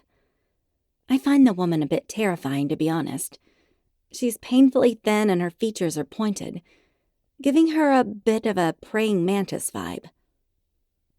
Of course, says Charles, but his eyes have moved to the door that's just opened again, and I'm not sure if he even knows what he's agreeing with.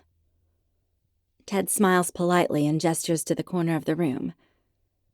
We'll let you get on with greeting your guests. I see Mishka. Don't forget to pick up a drink, Patrice says as we pass by, and I could swear she checks Ted's ass out. Not that I can really blame a girl, but come on. Ted leans in and I can feel his warm breath on my neck. A shiver runs down my spine, and I silently beg him to bury his face there. He doesn't. I promise the worst is over. He pulls back and I turn to see him grinning. God, his face is beautiful. Many a supermodel would kill for his cheekbones. He rubs his chin and I can hear the sound of his whiskers scraping against his fingers, which, of course, takes my mind to some very filthy places. But Ted is oblivious. When he invited me to this cocktail party, I was beyond ecstatic. Liv's plan had actually worked, even though it was totally underhanded and sneaky. She was a complete master at all the subterfuge. I wanted to laugh so hard when she kept referencing our fictitious friend Amy and taking the blame for locking us out of my apartment. She, of course, had the key in her jeans pocket the entire time, but the plan totally worked, and even better than I could have hoped. Our goal had been to get in a room with Ted to try and get to know him, but I ended up with a date. Or not. I sigh inwardly. I can't tell if this is really a date or if he's just trying to help me make friends. Either way, I'm thrilled to finally spend some more time with him, but it would be nice to know. You want some wine? A cocktail? He indicates the makeshift bar a few feet from us, where a uniformed server stands waiting. I'm thinking it would be rude to say, "Does a bear shit in the woods?" So I go with, "Sure," instead. But Lord knows I need a little bit of liquid courage tonight. I get a glass of Pinot Grigio and Ted orders a beer before leading me to a small group of people in the corner of the room. A few of them disperse as we approach, leaving a couple whose faces light with smiles at the sight of Ted. "You made it," the woman says. She's Indian with baby-smooth skin and fine dark hair pulled into some kind of updo that would take me approximately 7 hours to execute. Her dress is similar to mine, which is a flowy red knee-length affair, except hers is blue and it fits her slim frame perfectly. Ted puts a hand to my back, and the warmth seeps right through the fabric of my dress. It's the first time he's touched me, and the thrill of that takes on more significance than it probably should. Mishka, Chad, meet Haley Parker. I look up at him as his eyes turn back to me. Haley, this is Mishka Bat and Chad Walsh. Mishka teaches in the classical studies department with me. "So nice to meet you, Haley," Mishka says before they both extend their hands. Chad is incredibly tall with red hair and a classic Irish complexion. His smile is contagious, and I return it as I shake his hand and greet them both. How did Ted talk you into coming to this thing? Chad winks at me and Mishka pinches his arm. "For God's sake, Chad, don't scare her off." She turns her focus to me. "What my husband meant to say is we're so glad to see a new face." Ted groans and I look over at him to see he's wearing a begrudging smile. You were supposed to dazzle her with your charm so she wouldn't notice all the bow ties and bad academia jokes. "I think it's your job to do the dazzling, Ted. Isn't that right, Haley?" Mishka adds with a grin. I want to tell her that Ted could dazzle me simply by adjusting his glasses and reading the stock exchange ticker, but I don't. Instead, I eye him and join in the banter. "That's right. Go on. Dazzle me, Professor Jones." Ted's eyes narrow, and he considers me as he takes a sip of his beer. Okay. I'll have you know that not only do I speak 4 languages, but I can also boil water, beat a 6-year-old at Jenga, and do a flawless Running Man. He crosses his arms and throws me a challenging look. I laugh, and for the first time since I've met this man, I relax. What am I supposed to be looking at? I tilt my head, hoping that will bring some clarity. Ted sighs and shakes his head. Now you're just messing with me. My eyebrows spike to my hairline, and I point to the plastic-wrapped comic book on the table. I am not. I mean, obviously it's a comic book, but I'm trying to figure out what's so special about it that I'm not allowed to bring my glass of wine within 20 feet of it. Ted groans, and it makes me want to laugh and jump him at the same time. This is a Batman #1 from 1940 with a CGC of 9.0. And I can't help it. The next words just tumble from my mouth. Has anyone ever told you you're adorable? I'm a little horrified that I said it, but we've been having the best night, better than I could have ever imagined. Not only is Ted hot and smart, he's witty, kind, and charming, and he most definitely doesn't despise me. I have yet to figure out what caused the abrupt change in Ted's behavior toward me, but I'm not going to complain. He's been attentive all evening, and we haven't had a single awkward pause. Yet he's kept himself at an arm's length. I can't decide if it's out of traditional manners or if he's just not that into me in that way. I'm keeping all my fingers and toes crossed that it's the former. We chatted with Mishka and Chad at the party, both of whom were open and friendly. I even gave Mishka my number, and she promised to call me for lunch or drinks sometime. I got the sense that there was some sort of tension between Ted and Charles Compton, but I didn't feel it was my place to ask about it. Nevertheless, we made easy small talk with several other guests before excusing ourselves a couple hours later and returning to Ted's apartment for a drink. Ted looks up from the comic book with a playful scowl. Undoubtedly my mother once upon a time. But grown men are not adorable. Babies and puppies are adorable, and cats riding unicorns, of course. I sigh dramatically. We'll have to agree to disagree then. Instead of being horrified at my words now, I'm tempted to keep teasing him. I believe Patrice Compton would take my side. I bite my lip to hold in my laughter at the appalled expression overtaking his face. Oh, God, you had to go there, didn't you? I cough out a laugh. I'm sorry, but that woman needs a lesson in subtlety. When we were saying goodbye to our party hosts, Patrice practically mauled Ted. He shakes his head. What she needs is a lesson in fidelity and personal space. One hand goes to his ass.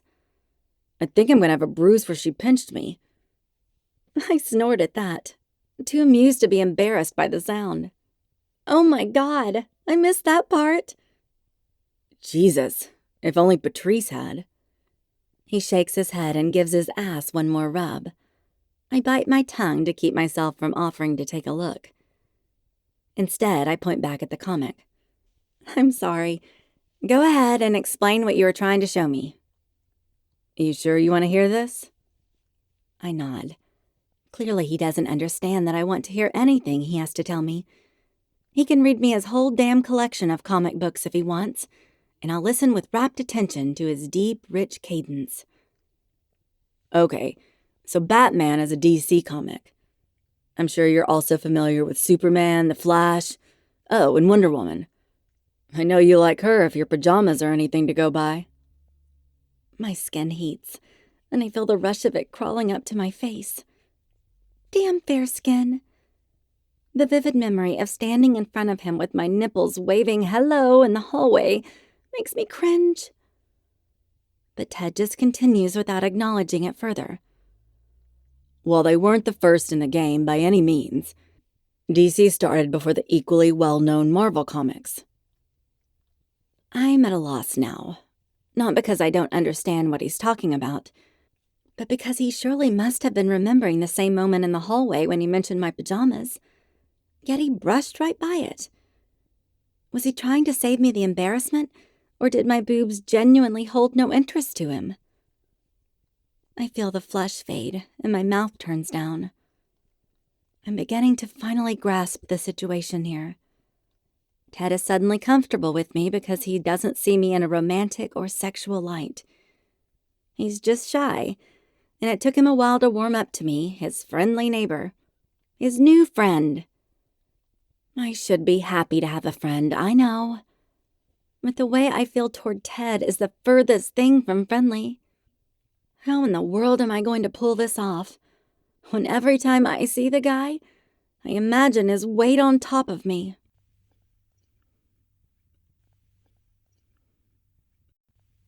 Chapter 8. Ted.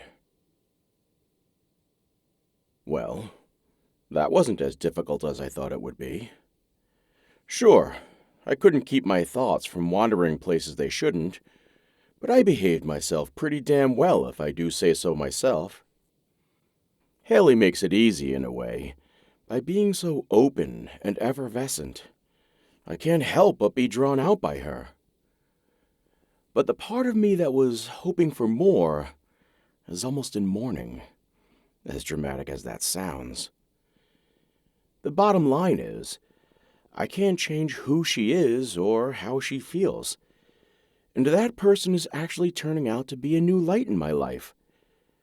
I didn't realize how much a new friend could lift a little cloud that's been hovering over me, and Haley has done just that in one day. In fact, I woke up this morning and had a new chapter written before I even had my coffee. It was something Haley had said the other day about the resilience and memory of animals versus humans that sparked an idea. A notion that wound perfectly into my oral history perspective and was helping me work through the block I've been having. If one platonic date with Haley could do that, I might start believing she has superpowers herself. Now I just have to keep reminding myself that we're friends and nothing more. We parted last night with a brief hug, which was more than I even expected. I think she was tired, or maybe bored from my jabbering on about DC, so she ended up leaving before we even finished our drinks. But that was okay. I wonder if she was hitting a bit of a low after her visit from Liv. Is it wrong that I'm completely jealous? Shit. I shut my laptop and pour coffee into my travel mug. My class starts in an hour, and I'm still feeling the high from my new chapter. I refuse to consider what Charles would think about it, and instead head for the shower to start my day. Me. How do you feel about running? Haley. Is a bear chasing me? Me. No. Haley. A rabbit squirrel? Me. Nothing chasing you, just running. Haley. Is an ice cream truck driving down the street away from me? Me. Never mind. It's been a week since the Contons party, and I can't say that I've ever enjoyed having a neighbor more. Gone are the strained exchanges in the elevator, which have been replaced by more getting-to-know-you conversations and an evening spent watching the latest episode of Westworld, although Haley made me swear to watch Outlander with her next time in exchange. I got the sense she didn't appreciate the epic genre mashup of HBO's endeavors, so I refrained from pulling out the awe-inspiring graphic novel from the show's creators. We don't talk about Liv very much, which seems a bit odd to me. But maybe she's a private person when it comes to relationships. From the few comments she has made, including one where she referred to Liv as her second half, it's clear they love each other. And I'm learning to be happy for them. My writing is going fairly well, and I use my evening jogs now to brainstorm ideas instead of thinking about my neighbor. I suppose that's a bit of a stretch, if I'm being honest. Old habits die hard, but at least I'm using part of the time in a more productive manner. So, I thought I'd ask Haley to join me on the off chance that she enjoys jogging. But I knew it was a long shot. I've never seen her running, although she does take Tank to the park, I've noticed. Perhaps I can join them one day in lieu of my run. Haley. You still owe me an episode of Outlander tonight. Don't think I haven't forgotten. Me. No need to worry. I'm prepared to leave all my testosterone at home.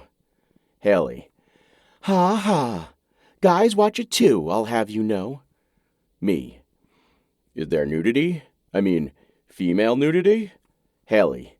Yes. Me. There is your answer. Haley. You're all such simple creatures, aren't you? Me. Yes. Haley. I'll see you tonight. Want to order pizza? Me. Sure. Pizza and nudity go well together. Haley. No comment. I laugh at my phone. When Haley opens her apartment door 4 hours later, she's dressed in a plaid skirt and a flowing white cotton blouse with the shoulders cut out. I can never get over how fair and flawless her skin is, and I need to remind myself, yet again, that there is no chance in hell I'll ever get the opportunity to touch her. I sigh inwardly, but can't help the smile from curving my lips when she beams at me and speaks with the worst Scottish accent I've ever heard. Welcome, sir. Do you care to come in and sit a while? I look down at my own jeans, t-shirt, and Nikes. I didn't realize a costume was part of the deal. She laughs, the sound going right to my chest. I don't really like to half-ass things. Yet another reason I'm coming to like this woman more than I should. Come in. The haggis is almost ready. She resumes her awful accent and closes the door behind me before her words have time to sink in. You didn't really, did you? I was raised to be polite and always eat what I'm served, but I am almost certain my mom would make an exception in the case of haggis. God, no. Pizza's on its way. I prefer my food without sheep entrails, thanks. I let a breath out as she winks and turns to the kitchen. And, God help me, I can't resist letting my gaze sweep her from head to toe. Her curls are pulled back into a sloppy bun, strands of red and gold escaping as she moves. The style affords a glimpse of her long neck, and I want to nuzzle the spot behind her ear while my hands explore what's hiding under that blouse and that skirt. I curse myself and approach the extended countertop, where I take a seat on one of the bar stools. I'm going to need an intervention at some point to get my head on straight about this woman. Be cool, Ted, for once in your damn life. So, what clan are you from? She's reaching up for 2 glasses in an upper cabinet, and the movement causes her skirt to ride up. My eyes disobey any command I can give and go straight to the backs of her thighs, where a new expanse of pale skin is exposed in addition to that tempting birthmark. I force my gaze up to find Haley has turned her head and completely caught me checking her out. Shit. But she doesn't scold me. In fact, a corner of her mouth quirks, and I notice a bit of pink in her cheeks that wasn't there before. I'm afraid us Parkers hail from England, not Scotland. Stupid ancestors. She comes off her tiptoes and lowers a wine glass and a pint glass to the granite counter. Pick your poison. I'm a bit too rattled to think clearly, so I just say, whatever you're having is fine. She opens the refrigerator, and I lose sight of her face. Wine it is, then. Maybe she didn't actually catch me, or maybe she's so used to guys checking her out that she doesn't acknowledge it at all. Either way, it seems I'm off the hook. Here, let me do that. I approach and take the bottle from her hand, causing our fingers to brush. A tingle runs up my arm, and I do my best to ignore it, but with my position, I've all but boxed Haley into the open refrigerator. She blinks and looks up at me with those mesmerizing hazel eyes, framed by long eyelashes, and I swear I can hear my own heart beating. "Oh, thanks." Her voice cracks, breaking on the last word, and I feel my throat go bone dry, and my eyes drop to her mouth. She parts her lips in a silent gasp. The delicate pink skin is a magnet, drawing my lips to hers, and my head begins to descend before my brain wakes up to intercede. "Back up, asshole!" My neck snaps straight, and I take a quick step back, as if I've been burned. "Sorry." One hand goes automatically to adjust my glasses, and I try like hell to cover my stupid move with a forced chuckle. "I didn't mean to trap you in the cold." I turn quickly to open the same cabinet she retrieved the glasses from, and grab a second wine glass while she steps away and closes the fridge. I can't see Haley's face, so I have no way of reading her reaction. All I can do is try and pretend nothing happened. And nothing did. Not really, anyway. Despite what every part of me wanted. I'll have no hope of sleeping tonight with the memory of her parted lips just inches from mine, and her sweet scent surrounding me. I'm pretty much totally fucked. Luckily, the doorbell rings with the pizza delivery, and Tank barks, breaking the tension, even if it's all in my head. All right, fine. I raise my right hand. I, Ted Jones, do hereby admit I unfairly judged Haley Parker's taste in entertainment. Haley narrows her eyes from her seat on the other end of the couch. I'm not saying the rest. Her brows shoot up and she shrugs. Fine by me. It just means I get all the brownies. Despite her smart-ass tone, hell, probably because of it, she's cute as hell.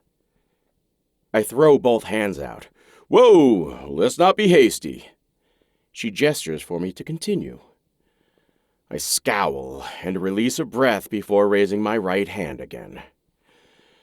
And there should be more Scottish superheroes, because kilts are kick-ass. I've already told her about Saltire, Wolfsbane, and the scores of other Scottish characters in the world of comics, but she's not satisfied. Haley claps and stands from the couch, her lips tipped up in a grin. Now you may have a brownie.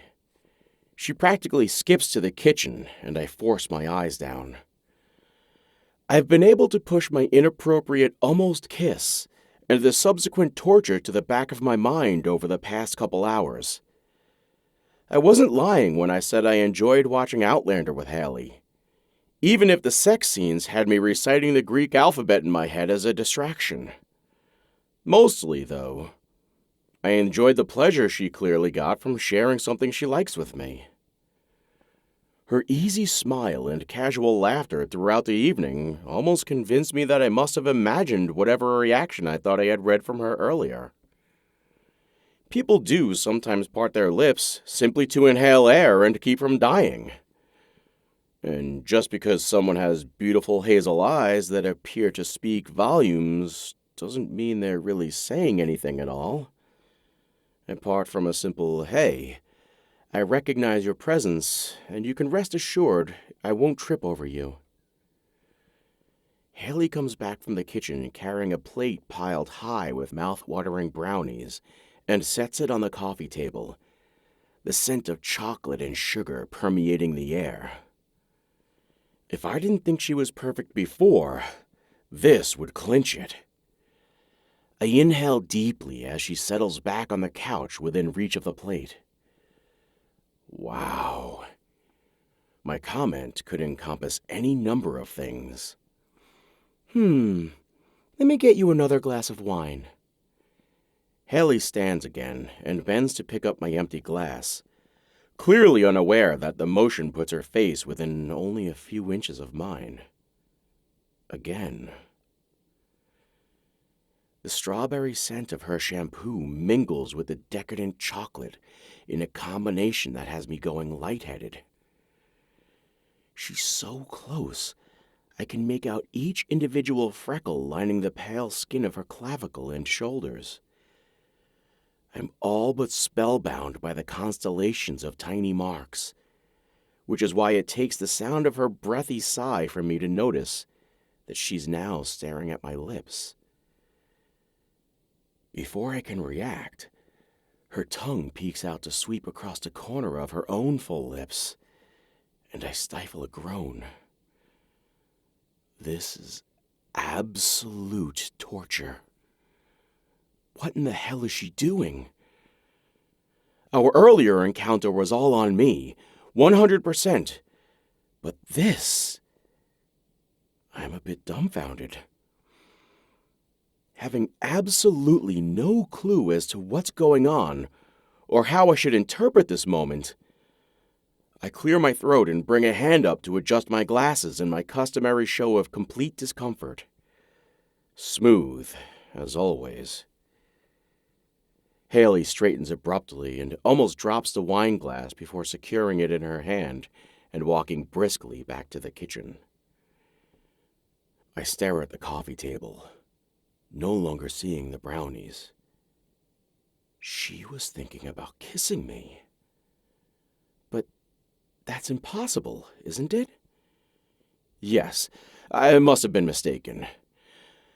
I smooth a hand over my hair as I hear Haley rifle through the silverware drawer in the kitchen. I might be needing something stronger than wine to get through another encounter like that.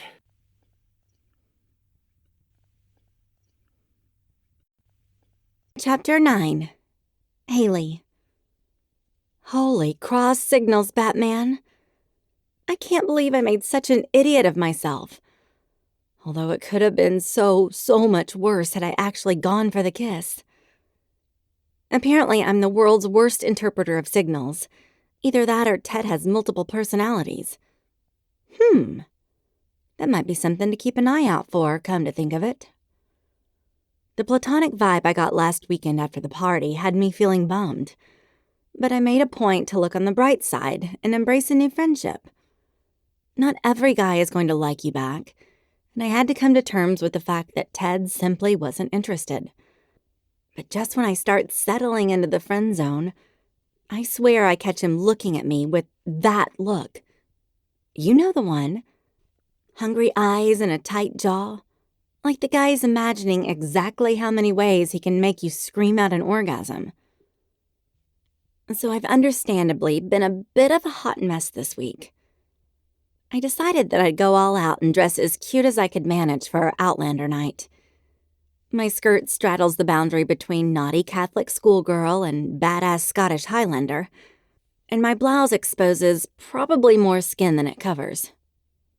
Regardless of any other signs I've had of Ted's intentions, there was no mistaking the look in his eyes when I caught him checking out my legs and ass in my kitchen. And I could have sworn he was going to kiss me in front of the refrigerator before he backed off for some reason. This was a guy who wanted me. No two ways about it. Naturally, I was both panicked and ecstatic at this revelation, and it took me a little while to gather my wits. We sat a few feet apart on my couch, and I found myself inching gradually toward him, hoping he'd get the message and put an arm around me or something.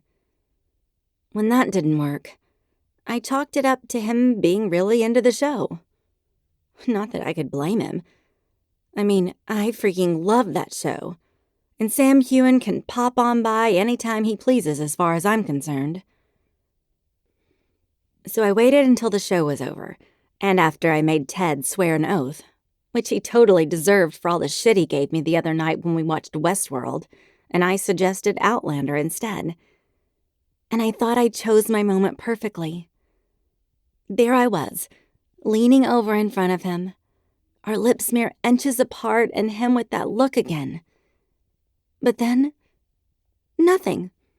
Absolutely nothing. I can't figure it out for the life of me. So now I'm going to do the only thing I can. Eat my feelings. I refill Ted's wine glass and focus on getting back to the brownies I piled on that plate, like I'm feeding a family of 14. Surely I'm not the first woman to give up on men to pursue a relationship with chocolate instead. I force a smile and set the glass on the coffee table next to the untouched brownie plate. Ted's not meeting my eye again, but I refuse to think about this anymore tonight. Instead, I grab a brownie and take a huge bite, not caring that the crumbs are surely landing on the shelf created by my boobs. I moan and talk over my mouthful of chocolate. Good Lord, Pillsbury knows the way to a woman's heart. Ted's expression relaxes, and he finally grabs a brownie, moaning in agreement when he takes his first bite. We both lean back into the couch, lending evidentiary support to one of my life's personal truths. When all else fails, there's chocolate. I sigh with satisfaction and glance Ted's way. I've tried making brownies from scratch, but they're never as good as the box kind. I don't know what it is. He shakes his head and finishes chewing before speaking, unlike me and my awful manners. I've never even tried, so I'll trust you on that. I lick a crumb off my lip and watch him lean forward to grab a paper napkin from the table. This is the second reference you've made to your lack of culinary skills. Let me guess. Your mom always packed you a thermos of hot food in your lunch and did your laundry even when you were in college. He considers me for a moment and then takes an even bigger bite of brownie than I did, all without responding. My smile is entirely genuine and spontaneous this time. Oh my God, you're a total mama's boy, aren't you? Ted settles into the cushions again and points to his mouth as if his only reason for not speaking is the brownie he just shoved in there. Did she cut your crusts off? I know I'm being ornery, but I can't help it. I just continue to laugh until he's finally done chewing. He points a finger at me in mock indignation. She's a lovely woman. A snicker escapes. I'm sure she is. I don't know what possesses me, but I lean in and pinch his cheek. And I have no doubt you're her best boy. His jaw drops, and I want to rewind the last 2 minutes. Because, it's common knowledge that emasculating a man is the clearest route to his heart and his pants. It's as if I'm responding to all the mixed signals by making a concerted effort to destroy any hopes I ever had. What am I doing? Harsh. He mimics stabbing himself, and then to my surprise, an amused expression overtakes his features. If it helps at all, she was even worse with my brother. She still cleans his apartment once a week and puts meals in his freezer. This time it's my mouth that drops open. How old is he? 34. I snort and cover my mouth, but Ted's smile grows. So, Haley Parker, what skeletons are hiding in your closet? My head shakes so firmly I'm afraid I rattled something loose. Oh no, I'm not walking into this one. He leans in and pinches my cheek just like I did to him. Yes, you are. You owe me. I totally deserve it. I sigh and try to ignore the warming of my skin at his touch. He's being so sociable and funny. It's no wonder I'm so confused. Fine, but let me think. I'm sure I have a ton of embarrassing things I could share, but I settle on an easy one. I talk to Tank like he's a person. His head is shaking before I even finish my sentence. Nope. Every dog owner I've ever met does that. Try again. I frown at him and go in for another brownie to help me think. There is no way I'm telling him I collected dryer lint until I was 11, with the eventual plan to spin it into yarn and knit clothes for myself. P.S. I don't know how to knit. But I had to give him something. How about this one? Until I was a sophomore in high school, I thought a thesaurus was a type of dinosaur. I kept waiting for the Jurassic Park movies to feature one, and couldn't figure out why they'd ignore such a popular species. Ted bites his lip, and of course my eyes go right to his mouth before I scold myself. Then my stomach flips when he tosses his head back and laughs his ass off. Not that I can blame him, but it's a damn beautiful sight. Damn it! I turn the key in the ignition again, and the awful grinding sound echoes off the apartment building. I silently apologize to anyone trying to sleep in on this peaceful Thursday morning and check the time on my phone. 7:40. My first client is due in 20 minutes, and I have no way of getting my booty to work. I drum my fingers on the phone while I run through my choices, and then I do the only thing that makes any sense. I hit Ted's contact. My heartbeat matches the rhythm of my fingers as I switch to tapping the steering wheel while I wait for him to pick up. "Hello?" Ted scratches out.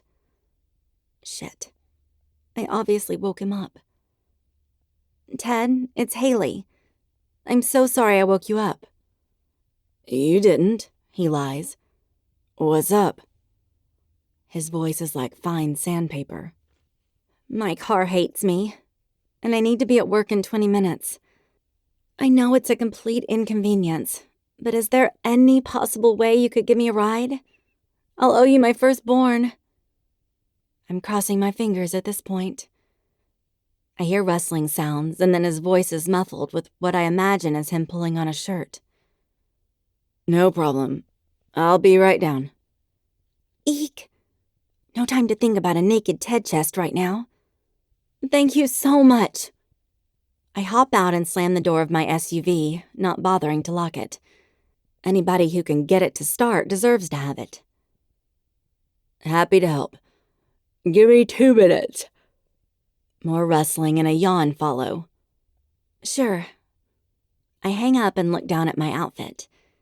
Not the cutest thing I own, but I'm going to be wearing a lab coat over it anyway and interacting with clients who lick their own butts, so there's really no reason to overreach with fashion.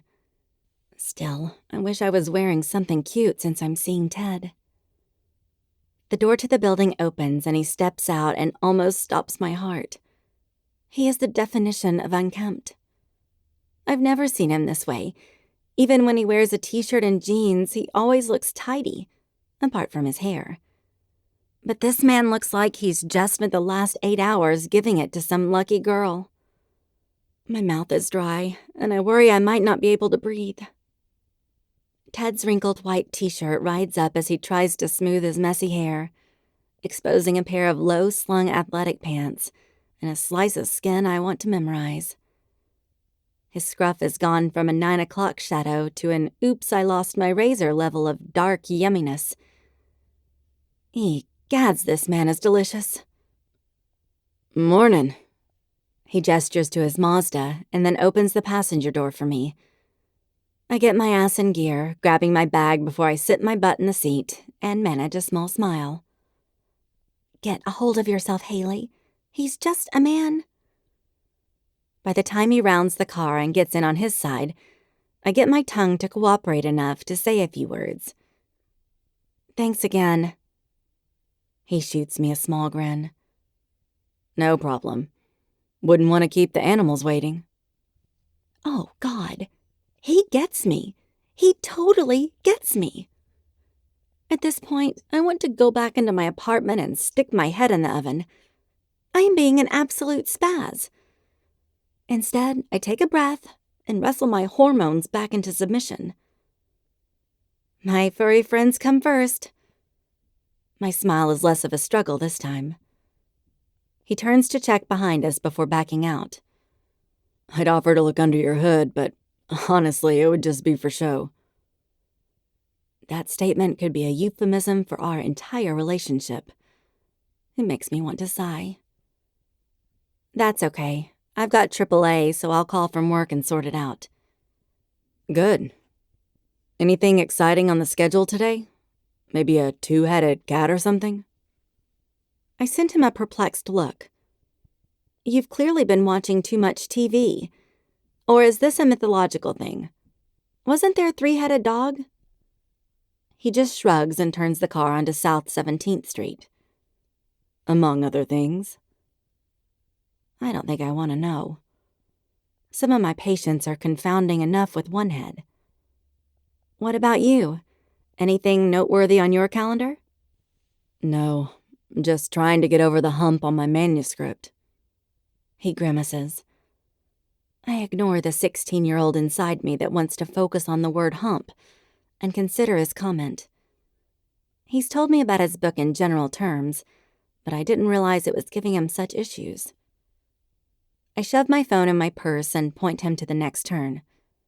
What's going on with it? He lets out a grunt. It's just giving me trouble. I got past a big roadblock, but I'm in more of a crisis of principles at this point. How could there possibly be such drama in the world of classical studies? How so? You really want to know this? He sends me a skeptical glance, complete with a deliciously dark raised eyebrow. Of course. I almost say, that's what friends are for. At which point I would have to revisit the oven option. Ted sighs and runs a hand over his hair again, making the cowlick return with a vengeance. Charles isn't overly fond of my thesis. My publisher, however, is completely on board and is, at this very moment, waiting for me to send the damn thing over to the editor. This explains the tension between the two men at the party. I want to reach over and smooth his hair, but what he said strikes me. Sounds like a no-brainer. He stops at the red light and looks over. Ha! I wish I had your confidence. Tell me then. My eyes meet his, and I love having the excuse to gaze into their clear blue depths. You have to stay true to yourself, to what you believe in. Otherwise, the reader is going to know you're full of shit. He laughs, and his attention returns to the road. The light has turned green, so he pulls forward. Tell it to me straight, will you? I grin and can't help but watch his mouth. Look, Charles is entitled to his opinion, but if you're excited about what you're writing, that's what matters most. He makes a humming sound and turns into the clinic parking lot before responding. Unfortunately, Charles is also entitled to recommend passing me over for tenure. Oh. I peer out the windshield for an answer that's not there. I see something else instead, and my stomach drops. Shit. Oh, shit is right, Ted responds, clearly not comprehending of the source of my cursing. I let my hair fall forward in an attempt to hide. No, I mean the asshole walking to the clinic door. Because the creeper and his intestinally distressed sidekick are back. Great. This day is all sorts of fucking awesome already.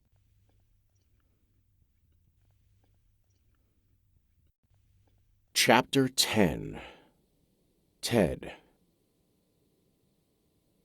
I look from Haley to the clinic and see a blonde guy in jeans and a dark t-shirt striding toward the door with a pet carrier in his hand.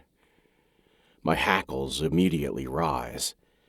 Because for Haley to call this guy an asshole, he must have done something despicable. I admit, I don't know her that well yet, but I haven't gotten a judgmental vibe from her at all. What did he do? My jaw is surprisingly tight. Haley peeks out from behind the curtain of her curls, but the man has already disappeared inside the building. Let's just say he has an issue with boundaries. If I were Tank, my ears would be standing straight up at that. What do you mean? I'm sure she gets hit on all the time by men and has plenty of experience gently turning them down. So it stands to reason that if this guy is under her skin, it's worse than she's implying. Haley pushes her hair back and lifts her purse onto her lap with a sigh. She's wearing another pair of form-fitting pants and a yellow short-sleeved blouse that shows off her incredible breasts. I want to suggest she cover herself with an oversized sweatshirt. He's a client. It's nothing I can't handle. Which is what I'm going to do right this minute. She reaches for the door lever, and my hand catches her left arm before I can think about it. Hey, please be careful, okay?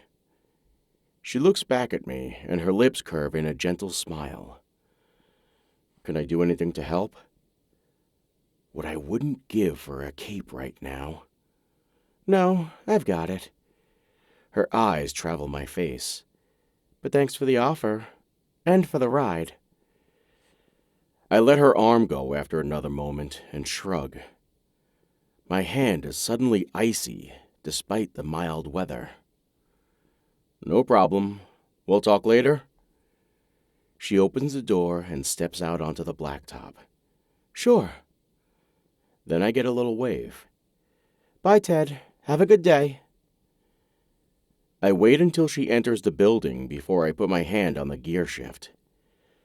My instincts tell me to park and go inside. If she wants to handle this guy by herself, I can understand that. But it's never a bad idea to have someone at your back. Just ask Batman. But it would be crossing a line in our burgeoning friendship, I know. So I put the car in drive and head back home instead. When I pull into the complex, I'm surprised to see Felicity sitting on the curb outside her building. She has a book open on her lap, and her hair still looks like bubble gum, although I expect she'll dye it another color soon. I think this color combination is the 5th or 6th I've seen on her in the months I've lived here. Hey! I yell out my window as I pull near. Her head snaps up like a deer sensing a nearby hunter. This can't be good. Is school canceled today? Jesus, Ted! You scared the shit out of me! It doesn't escape my attention that she didn't answer my question. She quickly closes the book, and I notice it's not a novel or a textbook, but a sketchbook instead. She tucks the sketchbook and a pencil in her backpack with a less than casual haste. I want to ask about it, but I know better. I go with the general, "What are you up to?" I'm guessing this isn't the first time she skipped school, nor will it be the last. She hooks a thumb back toward her building. My mom's fighting on the phone with her boyfriend, and I don't exactly need to hear the details. She's supposed to drop me at school if she ever finishes yelling at him. I feel myself frown. It's after 8, and I'm guessing school already started. I've never met her mom or the boyfriend, but from the little Felicity has shared, it sounds like a whole lot of unnecessary toxicity to live around.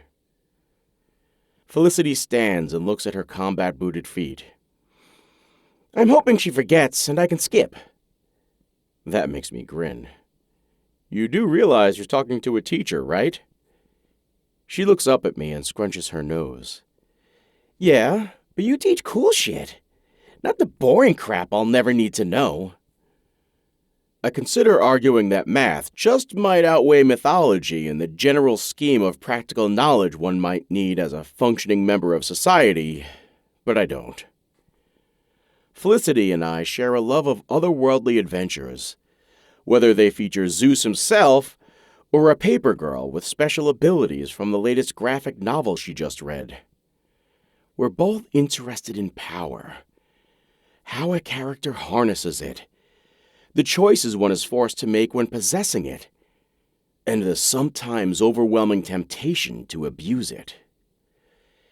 It's safe to say Felicity is not like any other 15-year-old I've met, although she reminds me of a much cooler version of my own teenage self. Something I'd never tell her. Get in. I'll take you. I put the car in park and wait for her to argue, which she does, but not in the way I expected. Are you kidding? My mom would have you arrested before lunch. My brows snapped together. What are you talking about? Felicity huffs and blows her bangs out of her eyes. For a smart guy, you sure are slow sometimes. She shakes her head when I still don't respond. I have no idea what she's talking about, so maybe her assessment of me is right. She sighs dramatically before enlightening me. Every mom in this stupid community would think you're a total Lester. An old guy like you asking a teenage girl to get in his car? Come on, Ted, connect the dots. She hikes her backpack on one shoulder and waits again for me to say something. My mouth opens, but I don't know which part to respond to first. The fact that I'm apparently on Social Security, or the notion that I'm a pedophile? Jesus. Yeah, Felicity fills in for me. Welcome to modern times, Ted. I know she's right, but it never would have occurred to me. Something in itself that should probably concern me. My mind races back to Haley and her inappropriate client, and I want to apologize for the entire male race. Although, I'm well versed in the world of monsters, and I know better than anyone how they hide among all the well-intentioned innocents. I force a reassuring smile. Yeah, I guess it wasn't the best idea. My eyes tip up to the building behind her. There's no movement and no sign of her mother. Maybe you'll get your own car one of these days. It's the only thing I can think to say. She scuffs the concrete with her boot and barks out a laugh. Good to see fantasy is still alive and well in your universe. Then she turns and walks to the door. For the second time in 30 minutes, I watch as a girl disappears behind a door, leaving me wishing I could do something to help. And then I said, if you insist on returning, I suggest you request Dr. Nelson because I'm no longer treating your feline. Haley beams from across the table. Dr. Nelson is probably about 70 and doesn't have boobs. This, of course, makes my eyes travel southward, but Haley doesn't even seem to notice. She's on a high from her accomplishment this morning of putting a prick in his place. It seems the guy went to cop a feel. News that made me want to break his neck. But copped Haley's fury instead. So we're celebrating with spaghetti and vodka, something Haley insists is a classic pairing. Who am I to argue? What did your boss say about the whole thing? Wait, do you even have a boss? I don't know how her practice is structured. I do. She nods and sets down her glass.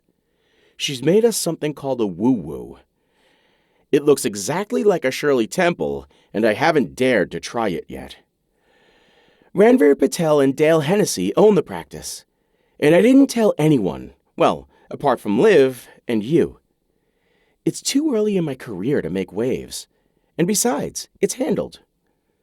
My immediate instinct is to puff my chest at being one of the elite few, but I keep my cool. Why my mind insists on reading into things when there is nothing to reveal is beyond me. But aren't they going to wonder why they've lost a client? She brushes me off with a sweep of her hand. No, most clients only come in once a year or when they're having issues. It's all very erratic. I'm starting to think there was nothing wrong with AGL beyond a classic tummy ache anyway. I swirl the pasta on my fork. AGL? She snickers. Oh, I haven't told you the cat's name, have I? Ariana Grande Latte. It's no wonder the guy is disturbed. My fork pauses in midair. A dude named his pet Ariana Grande Latte? She shrugs and brings her own bite of spaghetti to her lips. One can only assume. I consider this while I chew my pasta and then wipe my mouth with a napkin. Wow. I mean, if I had a pet, I'd do so much better at the whole naming thing. The availability of cool names is endless. I prefer to get to know the animal first and then choose a name that fits. Like Tank. It's perfect for him, don't you think? Haley looks over at her dog, who's asleep on a pile of toys. I can't help my grin. Absolutely. She pulls her phone from her back pocket and thumbs over it for a minute before turning it to me. On the screen is a lab puppy playing in the surf. So, what's your first impression of this sweet girl? My mouth slides to the side. Easy. I'd name her Narrated. Haley laughs, struggling with the name. Narrated? Yeah. They were sea nymphs who liked to hang out with Poseidon. Very friendly, and helpful, too. Okay. She doesn't sound convinced. I pop a bit of garlic bread in my mouth. Give me a harder one. She flips through some more, biting her lip. Aha! How about this one? She shows me a shot of a giant white ball of fur. I can't even find its eyes through all the hair. I shake my head. There are way too many possibilities with this one, but I quickly settle on one. Zemnu. She smiles at me. Another helpful member of your mythological tribe? Nope. He was actually the original Hulk. I point to the furball. The similarities are uncanny. Haley turns the screen back to herself. That's no fun. This guy deserves something cute, like Snowball or popcorn. Seriously? I'm a little disappointed. She cocks her head and purses her lips. Oh, because standing in the dog park shouting, "Come here, Zemnu," doesn't sound insane? I lean back in my chair. She may have me there. Fine. But I've never had a pet, so you have to cut me some slack. Her jaw drops and the phone hits the table. You've never had a pet? I shrug. How is that possible? If her eyes were any wider, they'd fall into her drink. I don't know. I mean, my dad has awful allergies, and we moved around a lot. It was just never the right time, I guess. She's practically sputtering at this point, and it's cute as hell. What about now? What about since you've been on your own? I've never really thought about it until now. Without thinking, I take a large sip of my drink and have to force the sugary concoction down. What the hell is in this thing? This is a travesty. Her head is shaking like I've just told her Men in Black was nonfiction. I feel the corners of my mouth lift. This is most certainly not a travesty. I lift my glass. What is a travesty is this drink. I'm pretty sure you poured a bag of sugar in here. This has her eyes narrowing. It's delicious. She raises her own glass to her lips, and I watch them part to take a sip. I'm no longer thinking about cocktails. I tear my eyes away. I think I'm good with beer. I'm gonna go grab one from my place. I stand and turn to the door in case my dick is trying to wave hello through a double layer of fabric. Be right back. I'm drinking your woo-woo. I shake my head with another smile and close the door behind me. My affection for this woman is going to present a huge fucking problem. I can feel it down to my bones.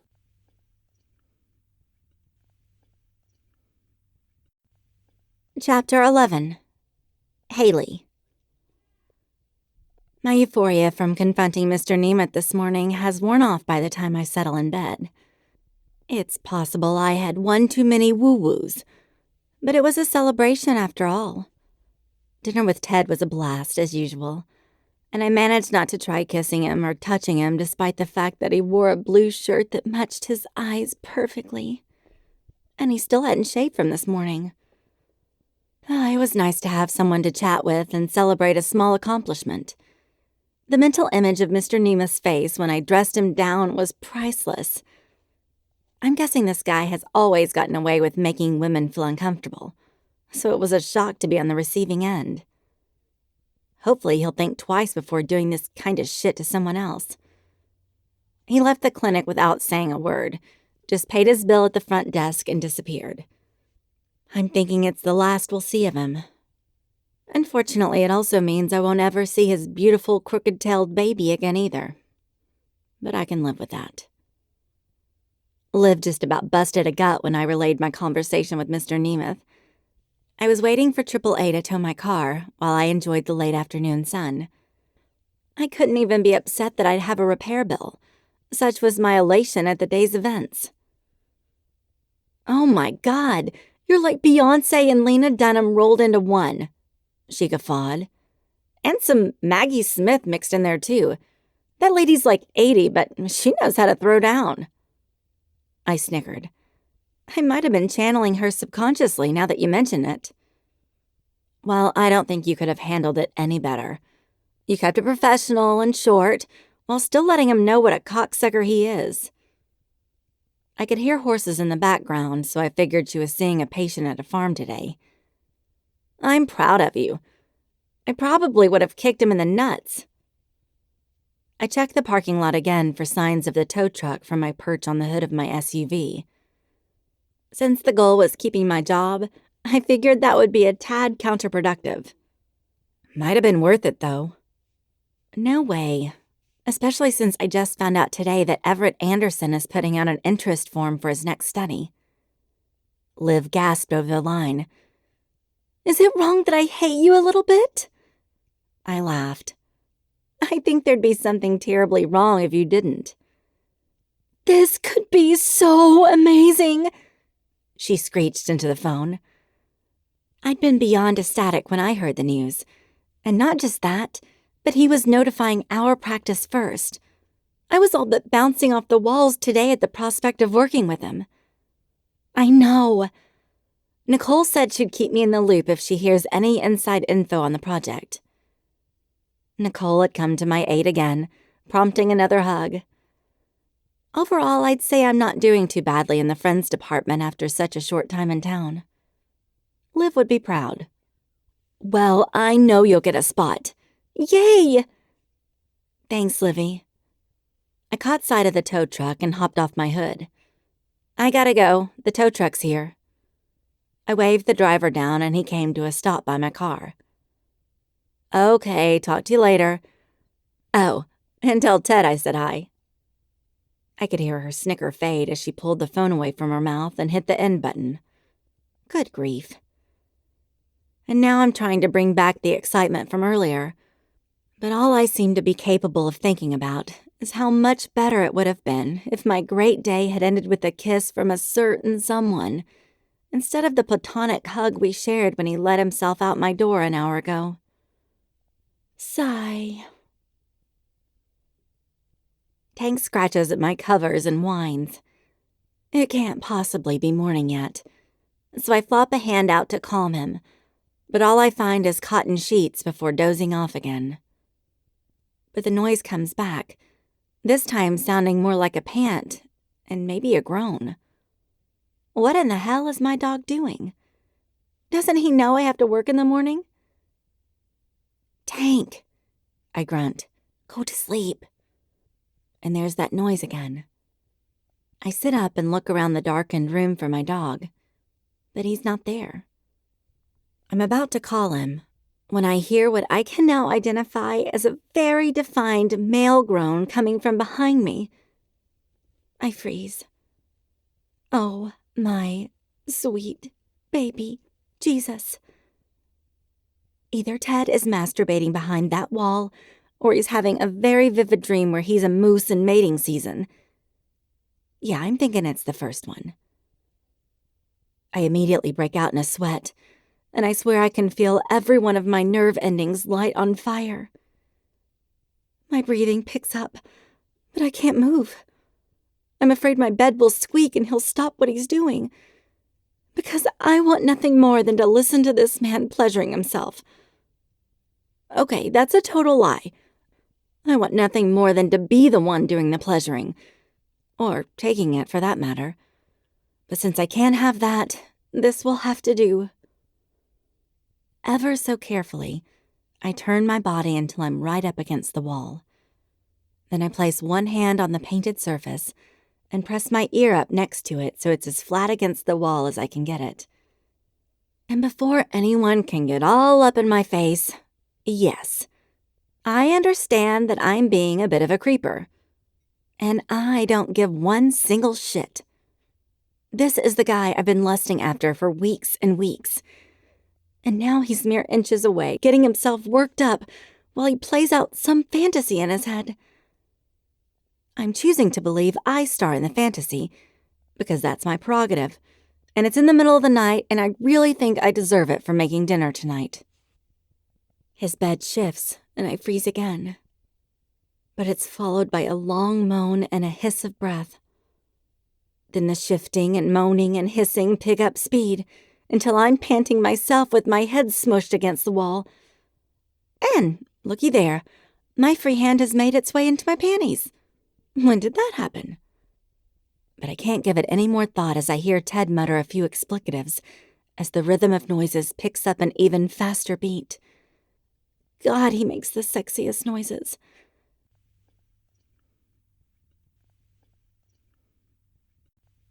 I sink down to the bed as I attempt to catch my breath and wrap my brain around what just happened. Either that was the hottest thing I've ever experienced, or I am one step away from my first Perverts Anonymous meeting. Hey, I'm sure it's a thing. Morning comes way too early, but I want to get a jump start on my day in case there's news at work about Dr. Anderson. I drag my ass out of bed, and it isn't until I'm halfway into preparing 2 giant travel mugs of coffee that it hits me that last night's episode of Inter-Apartment Fornication was not, in fact, a dream. A mug clatters to the counter. Shit. Ted is giving me a ride to work in 20 minutes, and he doesn't know that I know exactly what he was doing last night. And I can only pray that he doesn't know what I was doing once I discovered him doing what he was doing. Or that I suction cupped myself to the wall to get better reception. How can I possibly act normal around him? I grab the counter with both hands and take a deep breath. You can do this, Haley. Normal people masturbate. It's no big deal. It's healthy, in fact.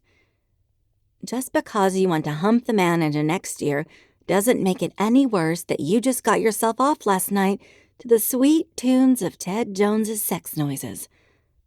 Ugh. I abandon the coffee and go for the shower instead. 20 minutes later, I step out into the hall, and there he is. He's dressed in black athletic shorts and a sweat-wicking t-shirt. His running uniform. Not that I've been noticing or... Okay, forget it. Hey! I hold a mug out to him, but he shakes his head with a grin. None for me. Thanks, though. I'm feeling kind of energized this morning, so I figured I'd go for a run after I drop you off. He gestures to the mug. You want to leave one of those here? My brain is still paused on the energized comment, but I clutch both mugs to my chest as if they're my children and there's a possible kidnapper lurking about. That's okay, I croak, willing myself not to blush, because the cause of his energy surplus is the very reason I need both mugs of caffeinated nectar to get me through the day ahead. Oblivious to the tornado of mental images swirling through my head, Ted practically bounds toward the elevator and presses the button. My eyes naturally drift to his ass in the athletic shorts and find it looking particularly bite-worthy today. And now I'm adding one more naked mental picture to the storm. He turns, and I just about tear my extraocular oblique muscles with how quickly I avert my gaze. Thanks again for dinner last night. Are you still riding the high? I swallow hard to prevent myself from choking on my own saliva. You could say that. The elevator dings and the doors slide open. Ted holds the door while I get on, and then we're back in familiar territory, standing side by side in a tin can of awkward. Except I'm the only one burning inside from awareness, self-consciousness, and the nearly irresistible urge to tell him that he could probably make me come from his sex noises alone. I take a desperate chug of coffee. "Well, I think you've managed to inspire me," Ted says, interrupting my thoughts and nearly making me spit coffee on him. "I'm taking back ownership of my book and following my gut." I straighten and will myself back to the land of normal conversation. "That's great to hear. Good for you, Ted." He nods and tilts his head to me. "Let's hope so." His mouth curves in a slow smile and an eyebrow pops up. God, he's pretty. By the time we arrive at the clinic, I've completely gathered myself and have even tapped into some heretofore unknown internal energy source. I'm hoping Dr. Anderson stops by today. I'll need to think about what to put on the interest form that will dazzle him. Hopefully enthusiasm and work ethic will give me a little push, since most of my research days were in school, and I haven't had a chance to participate in any studies since. But when I push open the door to the employee entrance, I halt.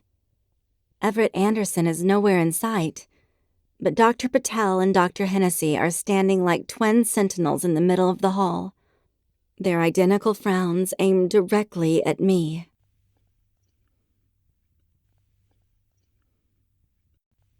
Chapter 12.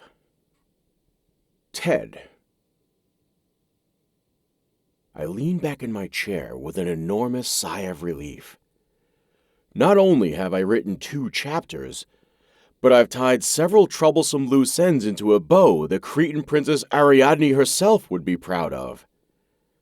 As crazy as it sounds, Haley's sudden appearance in my life has helped me more than anything else I've gone to for inspiration. Okay, so banging my head against the keyboard was more an act of frustration than an endeavor to gain knowledge through osmosis. But still, she invigorates me. She deemed my petless childhood a travesty. But if I'm being honest, the true travesty I'm experiencing right now is that she can never be mine. Not in the way I want more than anything. Following our dinner last night, I couldn't help myself. I mentally played back every dirty fantasy I've ever had about me and Miss 3B, but this time it was infinitely better. Because now I know her. I know what makes her laugh. I know what gets her attitude rolling. I know how big her heart is. And let's be honest, I know what her sweet ass looks like in a short skirt, and I've all but memorized the curve of her breasts. I'm a man, enough said. But my fantasies will never come true, so I force my mind to switch to something else. Lunch is next on the list, if my growling stomach is anything to go by. Students are studying for finals, and I don't have any classes today, so I finished my run and shower and have set aside the entire day for writing. But even the most dedicated scholar needs to eat. Before I can choose between turkey and salami, though, there's a knock on my door. My first thought is that Felicity skipped school and is on the hunt for my copy of X-Men Red. Then I consider the possibility that my mother has decided to make one of her unannounced visits and is standing on the other side of the door with a pan of her famous eggplant parm. Take a hike, turkey sandwich. So when I open the door, the last person I expect to see is Haley. Hey, what are you doing home? She raises her eyes, and it's clear she's been crying. Without a thought, I step forward and envelop her in a hug. What happened? I whisper into her hair. It smells like strawberries that have been basking in the sunshine. She sucks in a shuddering breath before croaking, They put me on suspended leave. I can feel her tears soak through the cotton of my shirt as I stroke her back. Who put you on leave? She pulls back and looks up at me. I want to beat the hell out of whoever put that forlorn expression on her face. My bosses. The clinic. What? I pull her into my apartment and close the door. She stands with her arms wrapped around herself, as if they're the only things holding her together. I can't stand seeing her like this, so I lead her over to the couch. She collapses onto it and pulls a pillow to her lap. That guy, she sniffs. That stupid guy I was so proud of myself for putting in his place. Mr. Nemeth and his pretty, stupid-named cat. I have no idea where she's going with this, but when she sniffles again, I grab a box of tissues and sit next to her, offering them. She takes one, but doesn't wipe her eyes or nose, instead waving it around as she continues to explain.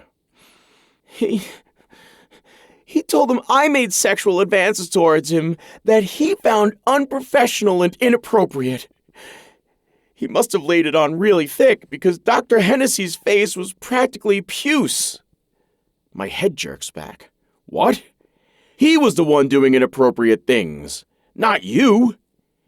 She nods and finally blows her nose. What did they say when you told them the truth? She coughs out loud, but it sounds like the noise one makes right before bursting into tears. They didn't believe me. They thought I was just trying to save my own ass. I'm so angry I'm shaking. They believe some asshole instead of their own loyal employee? This sounds like a shitty place to work if that's how they treat their people. She's shaking her head. They said they have some kind of corroboration from another source as to my unprofessional behavior. From who? I can't imagine Haley ever doing anything of the sort. She shrugs and waves another tissue. I don't know. They wouldn't tell me. I stand, too worked up to sit anymore. But that's ridiculous. You have the right to know who your accuser is. She sighs and drags her eyes up to meet mine. Hers are wet and tired. It's not a court of law, Ted. They haven't fired me yet. They said they're going to look into it, and then we'll meet so they can come to a more informed conclusion. My hand goes to the back of my neck. What can I do? One corner of her mouth lifts. You're already doing it. I let out a growling noise. I need to do something to help. Can I write a letter of reference or something? Be a character witness? Now both corners of her mouth lift. From my neighbor I've known for 5 minutes? I scowl at her. Hey, I'm technically a doctor, so that has to count for something. She sighs and looks down, fingering the stitching on the pillow. There's nothing to be done. I just have to wait and hope the truth wins out in the end. Her head shakes and she smacks the pillow with an open palm.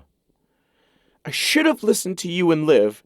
You both told me I should notify someone at work about it, but I just had to handle it on my own. Hey. I sit down again and put my hand over hers. She'll regret it later if she destroys my stuff. It's not your fault. I'm sure Liv told you not to assume any blame either, so it's 2 against 1. I haven't told her. I'm too humiliated. This news stills me. She hasn't told her girlfriend? I mean, I suppose this kind of thing is easier to talk about in person, but still. I'll tell her once I know the outcome, I guess. Not much she can do to help, and she'll just worry. I go for a smile. Oh, but it's okay to make me worry. I see how it is. It has its desired effect, as is evidenced by her elbow in my ribs. You were convenient. Hey. I wait until her eyes meet mine again. It'll all work out. If this guy has done this to you, he's done it to other people. If we need to track him down and stalk him to get the truth out, that's what we'll do." Haley sighs and runs her hand over the pillow as if soothing it from her earlier beating. "Thanks, Ted." I'm not sure where to go from here, so I get up to give her a little space. "I'll get you some water." Her voice comes to me while I'm rummaging in the refrigerator. "Why are you so easy to talk to?" I freeze for a moment, taking care not to say the first thing that popped into my head. "Because there's no way you'll ever sleep with me?" Instead, I go with, "I don't know." "I think I do." Her voice is just loud enough to hear. "You're thoughtful. Not like sending birthday presents kind of thoughtful. You consider things people say to you instead of just reacting." I want to protest, given my violent urges upon hearing her bad news. That's a really wonderful quality to have. I'm downright flattered that she thinks that of me. So much so that I have no response as I walk over to deliver her bottle of water. Her fingers brush mine as she reaches for it, and she watches our hands, seemingly in no hurry to take the bottle. What in the hell is going on here?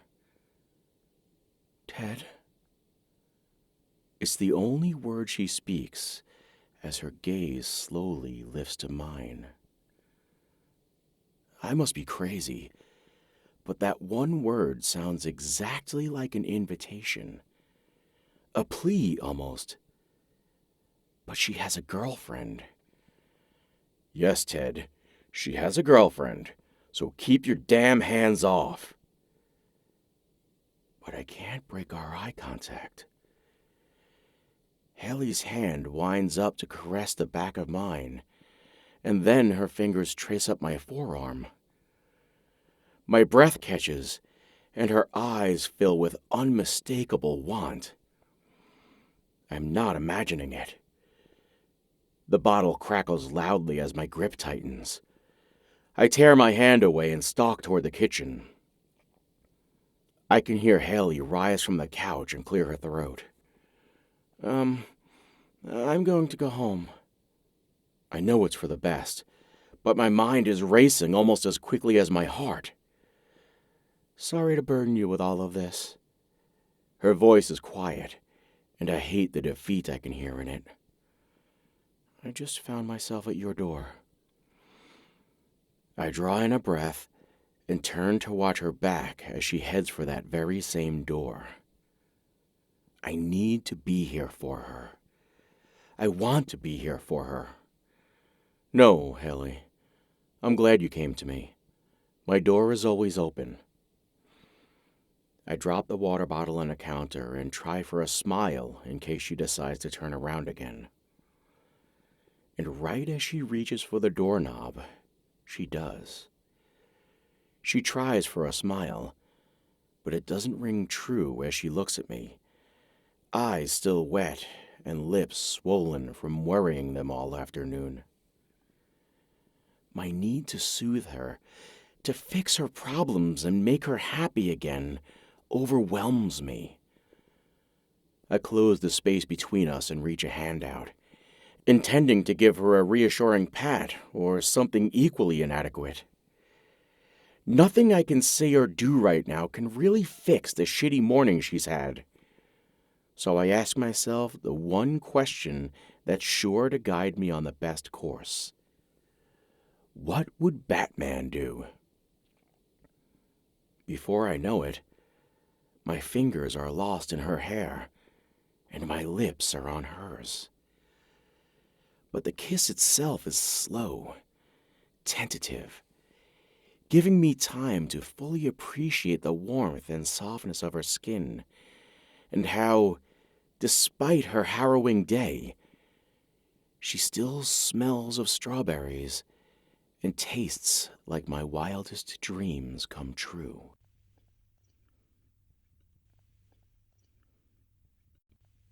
Chapter 13.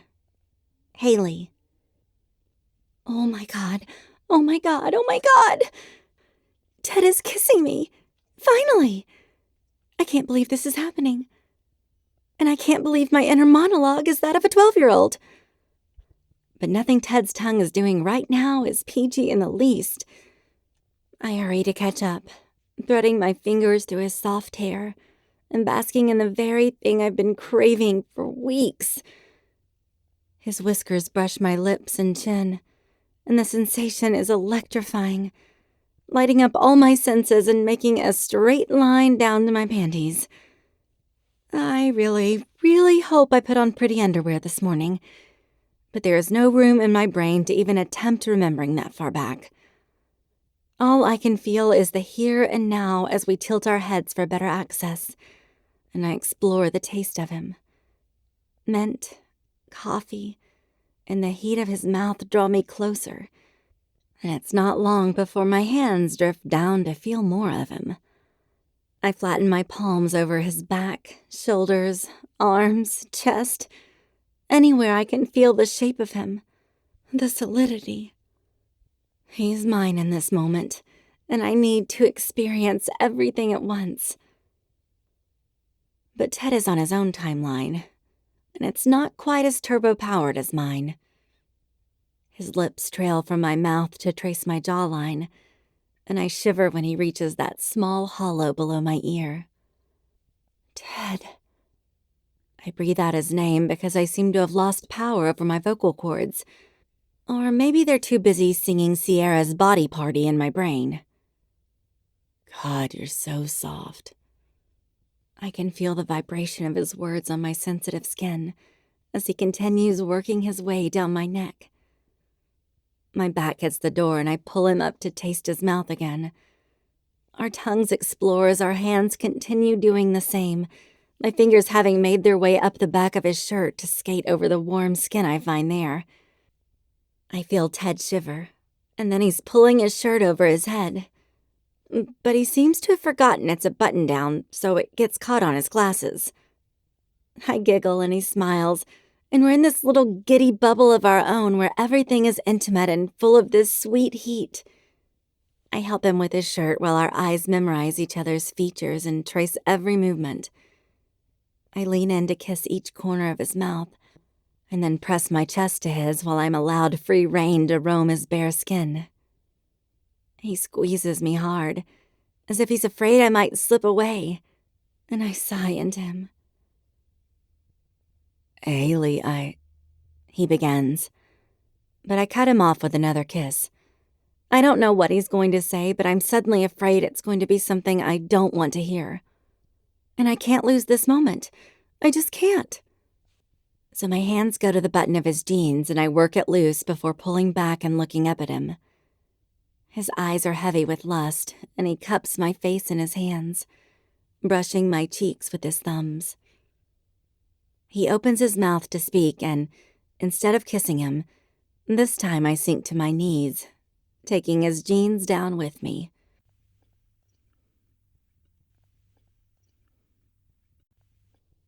He looks drunk. He also looks supremely satisfied. His grin is dopey, and he's still panting when he pulls me up to my feet. I think I need to lie down. I know my returning smile is all kinds of naughty. I'll take that as a compliment. He nods. That was... Jesus. Your inability to form complete sentences is indeed high praise. I bite my lip and he looks at me like he's going to devour me alive. Well, okay if he insists. His fingers brush my cheek again, and the moment feels so intimate, the culmination of all my fantasies over the past weeks. But before I can revel in it for more than a few seconds, his expression changes. His face falls and his eyes go to my fingers where they've stilled against my skin. Ted's mouth turns down and he takes a step back, shaking his head. My skin is cold where his hands fell away. I go still and can feel my brows draw tight. What is happening? Ted steps back farther, practically stumbling as both hands go to the top of his head and he tilts it back. Shit. Then he throws his hands down to his sides and turns his back to me. Shit. Shit! Ted. I take a step toward him, but halt at the tension in his posture. You can't be here. His voice is thick. We can't be doing this. He turns again, and I almost wince. His eyes don't hold desire anymore. They're filled with pain and something else I don't understand. I'm so sorry, Haley. I didn't mean for this to happen. What the actual fuck? I can't believe what I'm hearing. This must be a joke. But it's not. God, just go, please. We have to forget this ever happened. His hands are on his head again and his voice is desperate.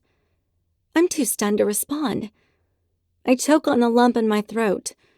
I want to scream, yell, grab him and rewind to the moment his lips first met mine. But I can't. I scurry forward and swipe my purse off the couch before running out the door and letting it fall shut behind me with a bang.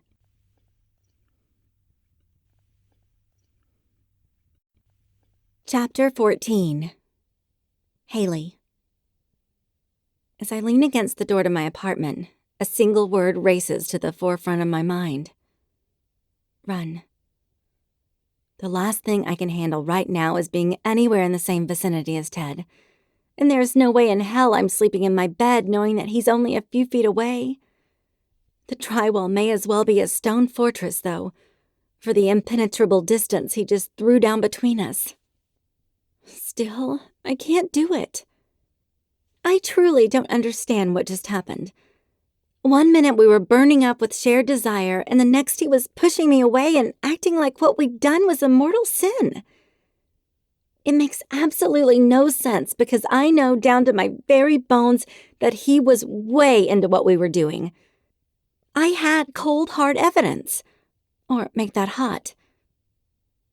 Possible causes for his abrupt change and his harsh dismissal of me swirled through my brain. Perhaps my previous musings regarding multiple personalities was more than a crazy notion. Or maybe he has a secret girlfriend he hasn't told me about. Or he's sworn a vow of celibacy, and I brought years of abstinence to a screeching halt with one stellar blowjob. Or maybe, and probably most likely, he doesn't actually want me, and things got out of hand when he was only trying to be nice by comforting me. I stumble to my bedroom and grab a carry-on suitcase from the closet. Tank is circling my feet, waiting for me to adore him, but I'm single-minded in my mission. My packing job is quick and sloppy, and I couldn't care less if I forget anything. When I put on Tank's harness and leash, he forgives my previous neglect and bounds out the door in front of me.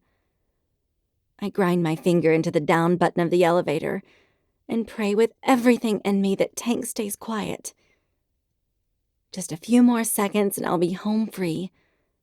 I'm practically vibrating by the time the elevator finally dings and the doors slide open.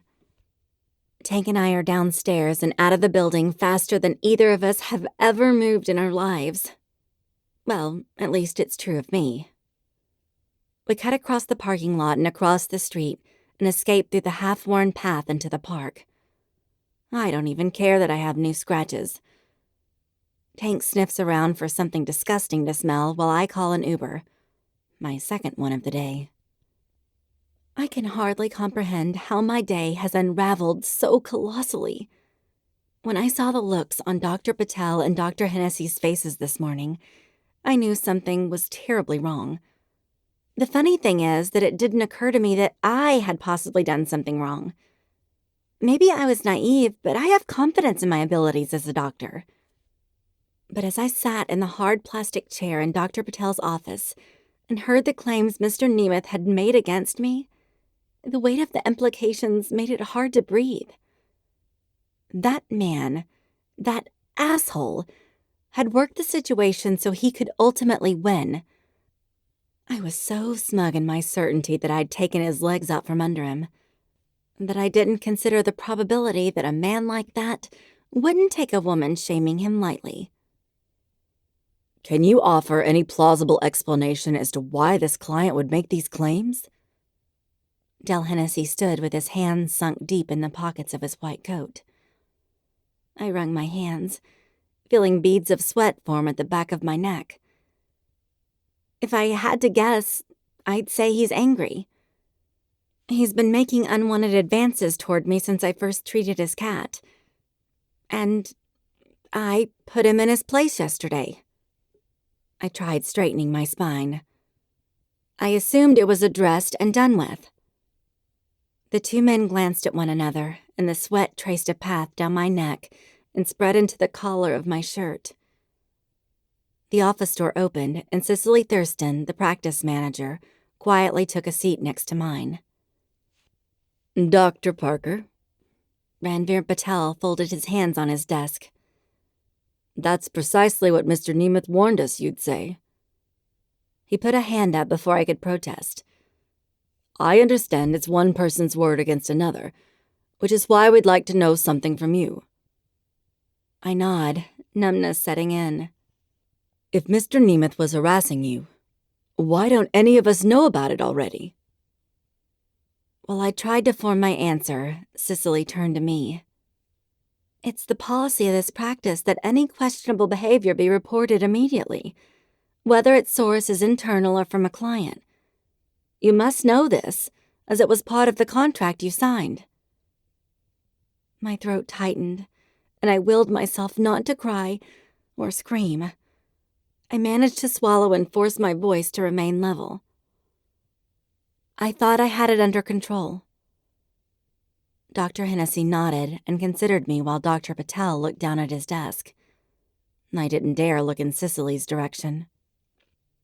We'll certainly take that into consideration as we look into this more thoroughly, Dale finally said. But we need to inform you that Mr. Nemeth's claim is not the only one of inappropriate behavior. Before I knew it, I was out of my seat. What? Ravner put a hand out.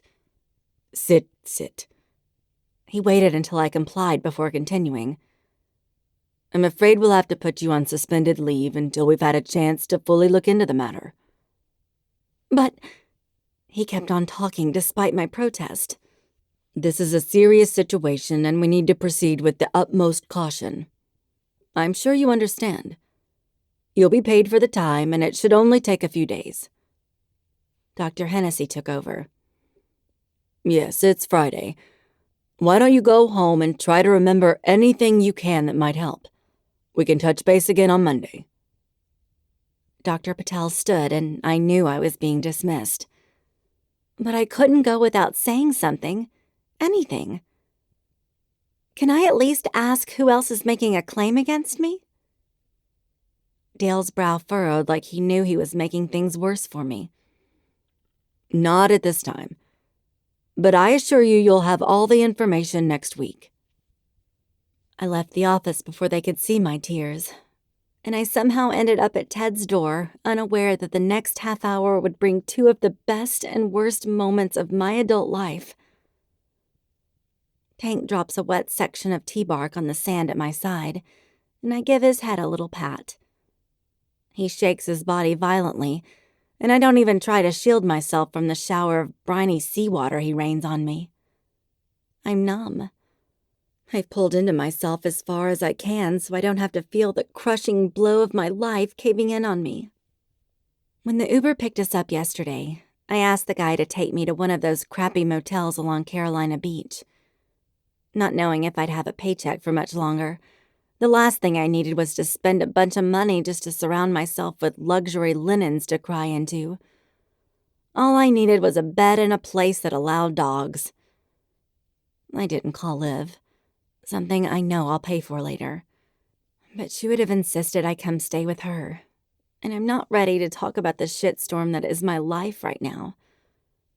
So I sit on the sand and throw the sodden bark for Tank again, letting the ebb and flow of the ocean set the rhythm for my breathing, so I have something to focus my mind on. The sound of Tank's woof startles me. This section of beach isn't very populated this time of day, or year. All the vacationers are waiting until school gets out, and the retirees won't be out until the sun is at full baking power at the height of day. It's not difficult to spot the cause of Tank's excitement. A girl is walking in the shallow surf a few yards down from us, and I recognize her immediately. It's the cotton candy girl, Ted's weatherman friend. My heart lurches at the mere thought of his name. Tank races to her, tail wagging and section of tree bark forgotten. Her mouth curves into a smile and she bends to pet him. Leave it to Tank to make a new friend anywhere he goes. "Hey, I know you," I hear her say to Tank. He's kind of hard to forget with his missing leg and unusual breed mix, so I'm not surprised she recognizes him from the apartment complex. I just hope she doesn't try to make conversation with me. I'm liable to burst into tears if anyone speaks to me. The poor lady at reception yesterday must have thought I was nuts, crying into my tissue and handing over my entire wallet because my vision was so blurred I couldn't find my credit card. But I don't get my wish. Cotton Candy Girl looks up and lifts a hand from her side in a hesitant wave. She's got the tall, lean body only a teenage girl or a supermodel can possess, but she's clearly not grown into her looks just yet. I'm guessing the multicolored hair is to distract people from focusing on the rest of her. But what do I know? I've been wrong about everything else these days, so I'm probably wrong about this too. For all I know, her father is a unicorn and she was born with that hair. I muster a smile, not wanting to be rude. She pulls earbuds from her ears and bends to pick up the tree bark. "Your dog is really cute," she yells over the sound of the waves. "Thanks." I don't try to match her volume and hope again that she'll just keep on walking. No such luck. The girl ambles over, flip-flops in one hand and a backpack slung over her other shoulder. The bag looks well used and is covered with black marker drawings and text. We live in the same complex. It's not a question or even a greeting so much as a plain statement of fact. I just nod. For some reason, she takes this as an invitation to drop her things a few feet from me. She tosses the bark toward the surf and Tank takes off after it, spitting up sand in his wake. She shields her face from the spray of sand and watches as his stubby little legs power his torso and big head toward his prize. Whoa, the leg thing doesn't seem to slow him down much. I soften a bit. Damn dog. He's too awesome for his own good. He doesn't know any different. I shield my eyes from the sun as I look up at her. She nods, her eyes still on Tank. That's cool. The animal kingdom is pretty low on the drama, I guess. Well, that's not entirely true. I don't bother to explain otherwise. I'm not discussing animal mating rituals with a teenage girl on the beach this early in the morning. It would require more coffee and more motivation than I could possibly find just now. I mean, if any of the people I know lost their phones, they'd cease to function. Idiots. The girl digs her toes into the sand until only the very tops of her feet are still visible. She pulls her lip between her teeth, and I realize I've made her uncomfortable by not being very responsive. She's a teenage girl, for God's sake. I can muster up a few words. Yeah, it doesn't take a lot for most people, does it? I wonder briefly if I'm allowing myself to drown in more self-pity than is truly justified. I didn't lose a body part. Unless you include my pride. And possibly my heart. Okay, totally justified. I take a slow breath so I don't start crying again. I need to turn the conversation to her so I can focus on something else. This is a little far from home, isn't it? I'm not sure how old she is, but she doesn't seem old enough to have a driver's license. Tank bounces back toward us and drops the bark at the girl's feet. She sits cross-legged in the sand and scratches behind both of his ears, thus securing a place in Tank's heart for eternity. My uncle lives just down there. She gestures to our left with her chin. I'm staying with him for the weekend. She glances my way and rolls her eyes. The pink part of her hair gets swept up by the breeze. Escaping the drama. Oh? I'm not sure why this girl I've never met is sharing this with me, but at least it's a distraction. My mom is worse than the idiots at school. Her phone is her lifeline to melodrama. Unfortunately, her mom is not the only one. My mom uses her phone to forward me all those hoax warnings. I don't know why I'm telling her this. Like, don't fill your gas tank up on a hot day or your car could explode. Thanks, Mom. The girl laughs, and the sound is lighter than I expected. That's better than mine. She just uses it to gossip with her friends, fight with her boyfriend, and probably watch porn. I cough on a sharp inhale, which makes her laugh again. Please, I don't need to know this. Now if I ever meet her mother around the complex, all I'm going to picture is her shouting and watching people having sex. The girl is completely unapologetic in her bluntness. Well, she says as she brings herself to standing and brushes the sand from her black jeans. I'll leave you at that. She turns with a sly grin. I'm Felicity, by the way. Haley, I respond. See you around. She grabs her backpack and flip-flops and heads down the beach again. Tank whines once, but quickly becomes distracted by a seagull daring to occupy the same beach as him. I watch the girl's form until she's a speck on the beach, and I force myself to try for a little perspective. I may be jobless and heartbroken and confused, but at least I grew up in a house where kindness was the norm, and there was no porn allowed at the dinner table. My phone chooses that moment to vibrate in my back pocket. I pull it out with the intent to turn the damn thing off, but a text from Liv waits. I may as well have a quick look before shutting the phone down. It's a bunch of laughing emojis with a link to a news post that reads, Navy apologizes after one of its pilots draws giant penises in the sky. I swear, the woman is a 10-year-old boy deep down inside. Maybe I should introduce her to Felicity's mom so they can look at penises together. My thumb goes to the power button to shut the phone down. I'm just about to slide the toggle to confirm the shutdown when my finger stills on the screen and a thought hits me. My phone is back on in a flash, and I'm scrolling faster than one of Felicity's classmates stalking Instagram on prom night.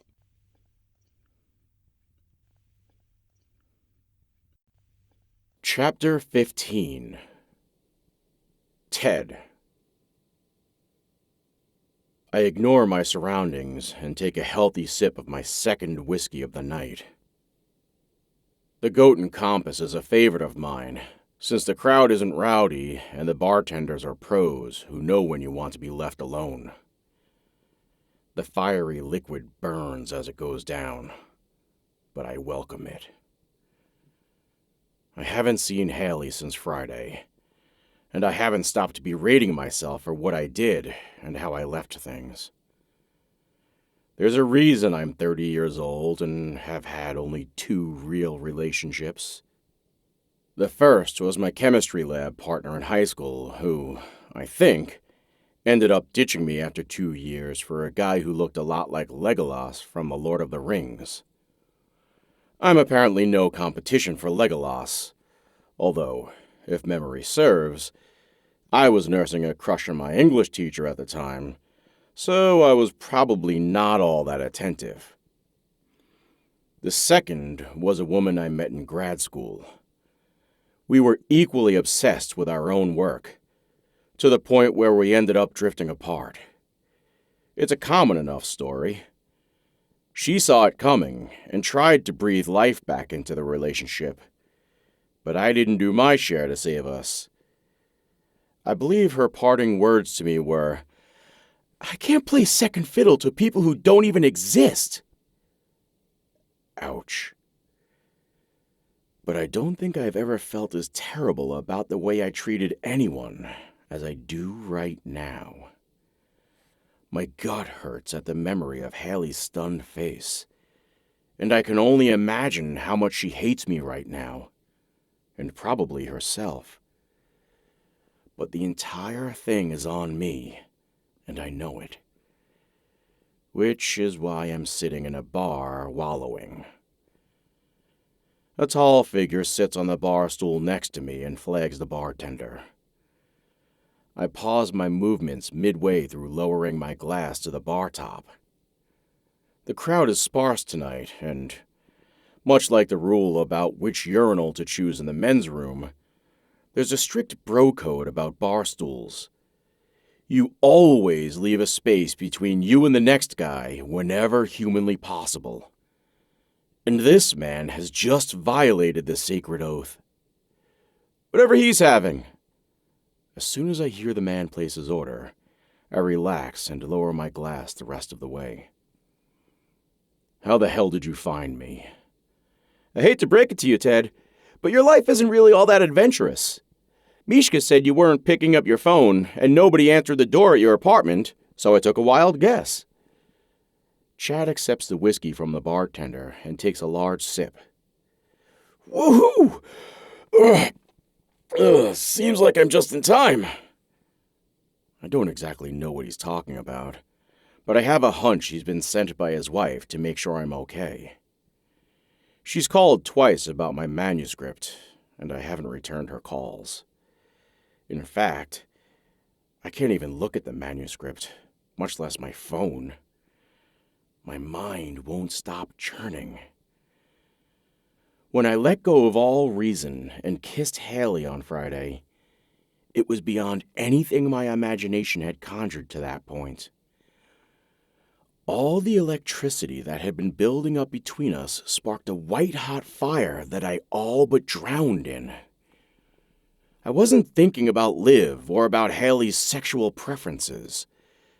I was only thinking about her lips, tongue, skin, breasts, and every curve of her.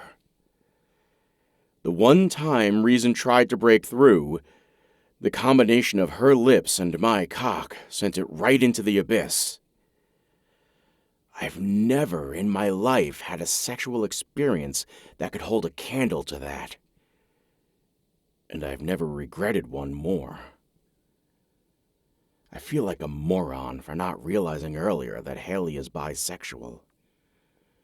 But she has a very serious girlfriend. And, worse yet, I took advantage of her when she was in an incredibly vulnerable state. She just found out she may be losing her dream job and this new life she's establishing. So of course her emotions were running high.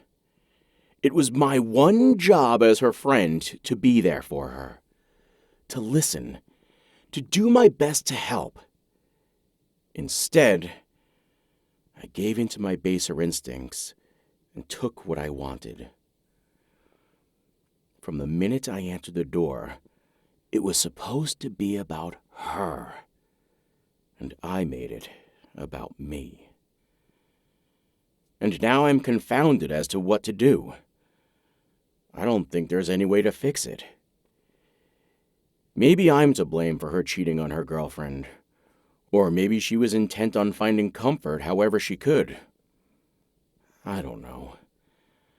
But I need to be held accountable for my own actions, and that means either leaving her alone or figuring out some way to put this whole thing behind us and be a better friend. I spin my half-empty glass on the white paper napkin. You can tell Mishka I'm fine. I'm just mulling some things over. He chuckles.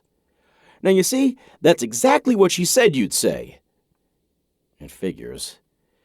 In addition to not being very adventurous, I'm apparently not very complicated. Terrific.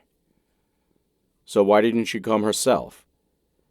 I look over and have to practically strain my neck to see his face. The guy is taller than Colossus. She had to go to rally. He brings his glass back up. Besides, she'd make you talk. I'm just here for the whiskey. I grunt at that. But somewhere inside, I kind of want to smile for the first time in 2 days. A half hour and another whiskey later, we've moved to a table in the back corner of the bar. My tongue is loosened, probably thanks to Jim Beam, and I've managed to temporarily put my torment over Haley to the side in favor of another source of misery. I'm just thankful Mishka's never had to go through that crap. I think Cotton's afraid of her. Chad laughs, but he's not wrong. Compton is from an era where men didn't think twice about calling female co-workers sweetheart, and a pat on the butt wasn't reported to HR. Men and women occupied different corners, especially in academia. Mishka represents everything academia needs, and everything that makes Charles's collar a bit too tight. The fact that she's probably smarter than he is, and her expertise lies in women of the ancient world, only contributes to both. But Compton is shrewd enough to know a prize when he has one. Now I just need to prove that I can be valuable as well. Maybe she can go to bat for you, Chad suggests as he shifts his empty glass forward on the table. I shake my head. I'd never put her in that position. I've already decided I'm continuing with my original concept, so there's no turning back now. Shit! Chad runs a hand over his head and rubs the back of his neck, causing his flaming red hair to spike up in a lopsided mohawk. Well, we'll be pulling for you. At least it's the end of the semester. I choke out a mirthless laugh. That just means Charles is free to focus on me and his expectations. He's already scheduled a dinner meeting for tomorrow night. I don't have the faintest idea of what I'll tell him. Chad grins. I say you don't tell him a thing, and he could just wait for the book to come out. At least that buys you a few months and a chance to shove it in his face when the book gains traction in the field. I take another sip of my drink. So, is this optimism an Irish thing, or is it just you? Please! We Irish are known for our low expectations. I just like to buck tradition. A genuine chuckle escapes. Let's hope your unconventional positivity works to my advantage. Chad pokes the table with a firm finger. Everything will work itself out. You'll see. Hell, it's almost summer break, and we live at the beach.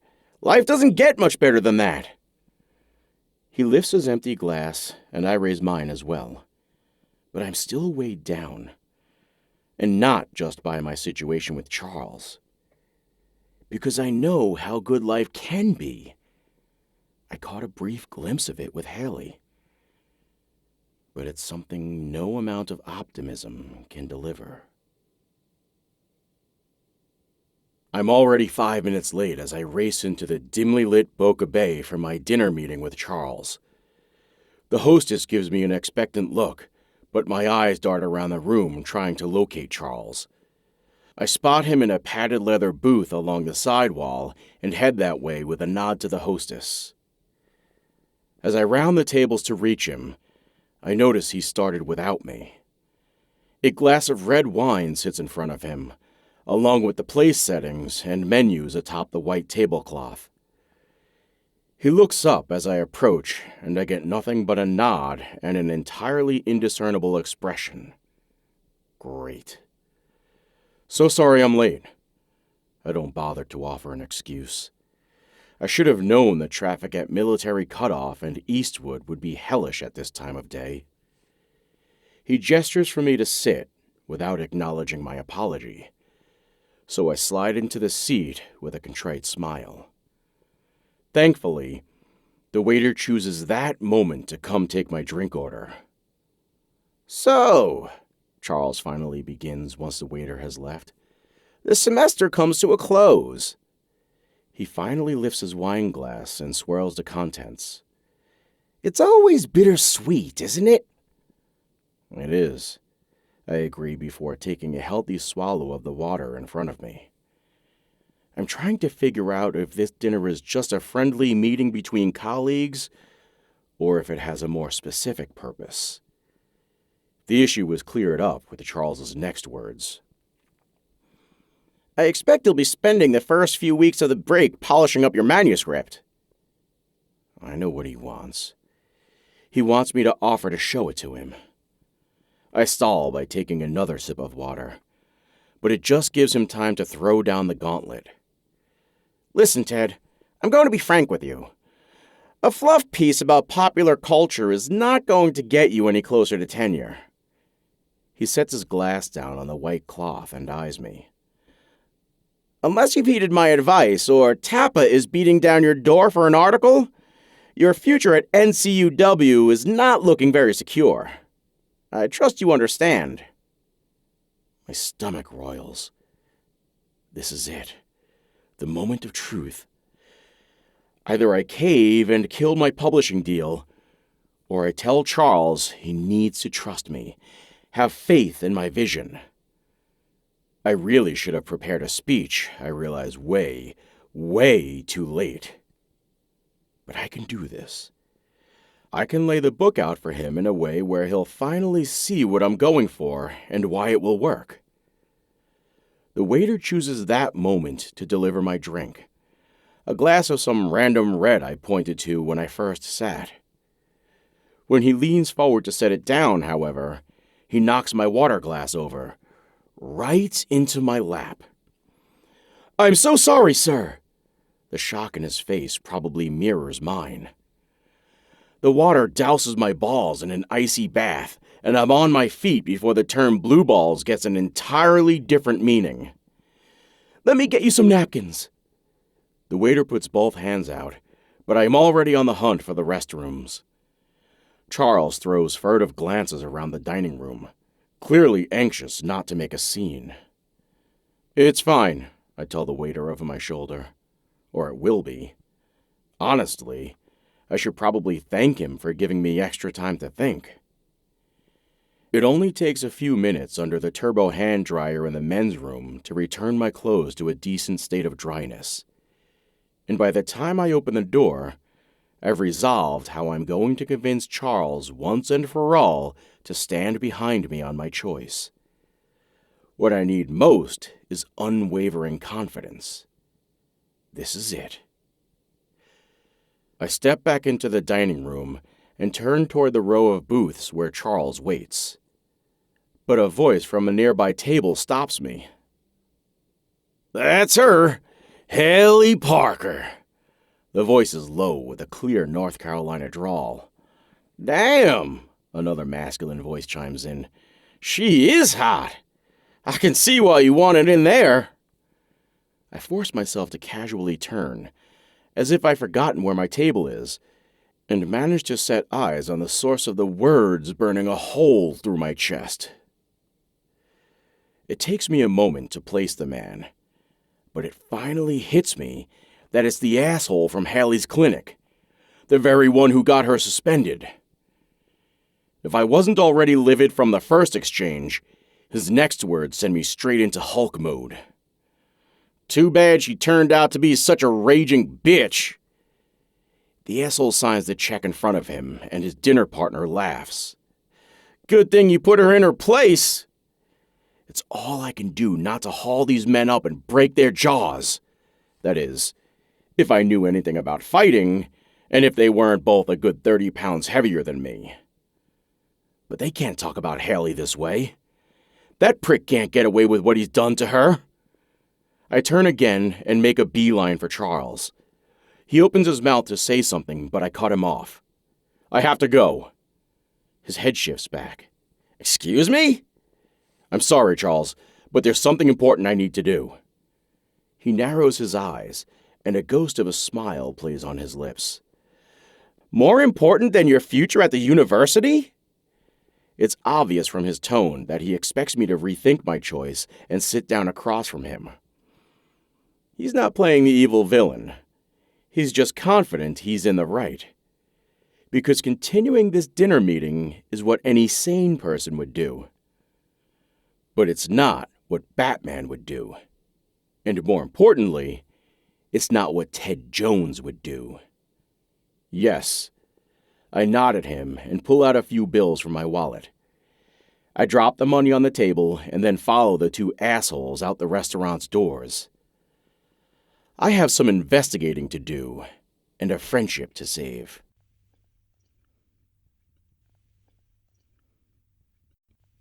Chapter 16. Haley. I am so sorry. If I had known what this was all about, I never would have said anything. I finish shrugging on my lab coat and send what I hope is a reassuring smile to Nicole. The poor woman looks like she might cry. It's okay, I tell her for the 5th time. It's not your fault. And I'm back at work, so there's nothing to worry about. I'm not about to burden her with the havoc this damn Mr. Nemeth thing has wreaked on my emotions.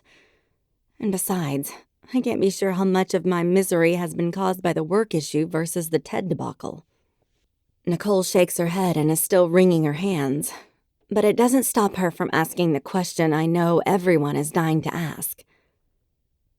So, did he really send you a picture of his junk?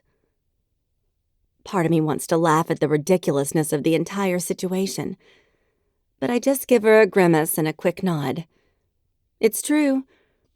The god-awful, nasty, hairy, tiny dick pic came from Mr. Keith Nemeth, owner of the beautiful yet tragically named Calico with a Crooked Tail. A tail which just happened to make its way into the frame of the aforementioned pic. Ew. But I can't dwell on the ick factor, because the image provided the necessary evidence to prove that A, Mr. Nemeth was indeed the one doing the harassing, and B, my habit of never clearing out my phone would ultimately prove helpful one day.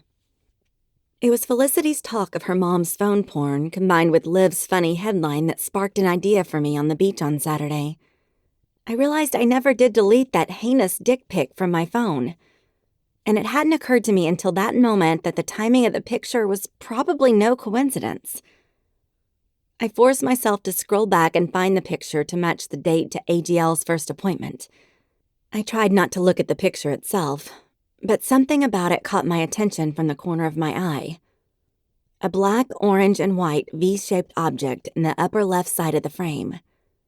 It was slightly out of focus, but I recognized it immediately. AGL's tail. I refused to allow myself to imagine why she was so nearby during the revolting photo shoot.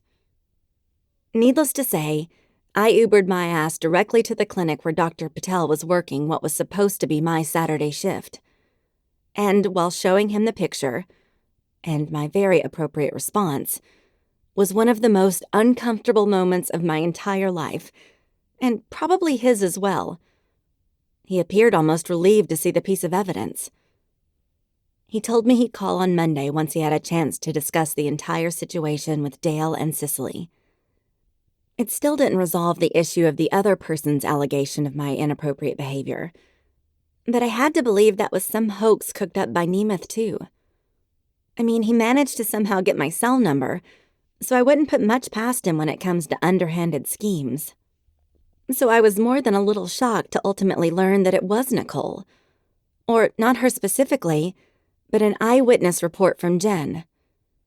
Apparently, Cicely had approached each member of the practice with a vague inquiry into any form of inappropriate behavior they may have witnessed. Jen mentioned seeing me hug Nicole, and the whole thing got blown out of proportion. Crazy? Yes. But when Nicole confirmed that I did indeed hug her, Cicely and the partners decided it warranted further investigation. I have to hope the entire thing would have turned out in my favor in the end, but it sure was nice to have the, firm evidence on my side once and for all. Nicole cringes. God, what is it with guys and dick pics? Whoever told them a nasty shot of their man-meat would win a girl over was not a good friend. I joke out a laugh. I know in my gut that Nicole and I are fated to be great friends. My first day back brings a rabbit with an abscess, a basset hound with excess saliva, and a cat who poops on the exam table. And I couldn't love it more. Add in the call from the mechanic that my car is ready, and the day has its cherry on top. But when I check out of the motel and make my way back to my apartment complex, I can't pretend to push the situation with Ted back any longer. Work was a great distraction, but my heart needs to settle back into my old surroundings, and my pocketbook could use the break as well. I can't help but notice Ted's Mazda is nowhere in sight as I pull into the parking lot and settle in an empty spot. I send a silent thank you to whatever saint has the onerous and surely underpaid job of watching over single women, and take Tank and my bags upstairs. When I step off the elevator, I see a white piece of paper taped to my door. Tank rushes forward and I unlock the apartment to let him in before swiping the note and following him. I already know who it's from. Haley, I assume you've been with Liv and you're safe, but I'm still worried. We need to talk. It's important. Please unblock my number and/or come by. Ted. I feel a brief pang of guilt for blocking his number, but I just couldn't handle anything he might have to say. If I thought there was a ghost of a chance that he would be calling to tell me how much he missed me and wanted me, I would have left the line wide open. But I'm not stupid. I crumble up the note and throw it in the kitchen trash before opening the refrigerator and considering what kind of meal I can possibly fashion from its paltry contents. Looks like a lean cuisine kind of night. Liv holds out her 2 closed fists. Pick one. A strange sense of fear grips me, but I force myself to reach out and tap her left hand. She turns it over to reveal a set of keys. I look at her curiously, but she's suddenly in silhouette as strobe lights flicker behind her, and a heavy beat begins to pulse in a fast rhythm. "You should have picked the other hand," she yells over the noise, before transforming into Keith Nemeth. I open my mouth to scream, but I wake up before I can utter more than a gasp. My breaths are coming fast and my covers are in a tangled mess around my legs. What the fuck? I sit up in bed, feeling my pulse race.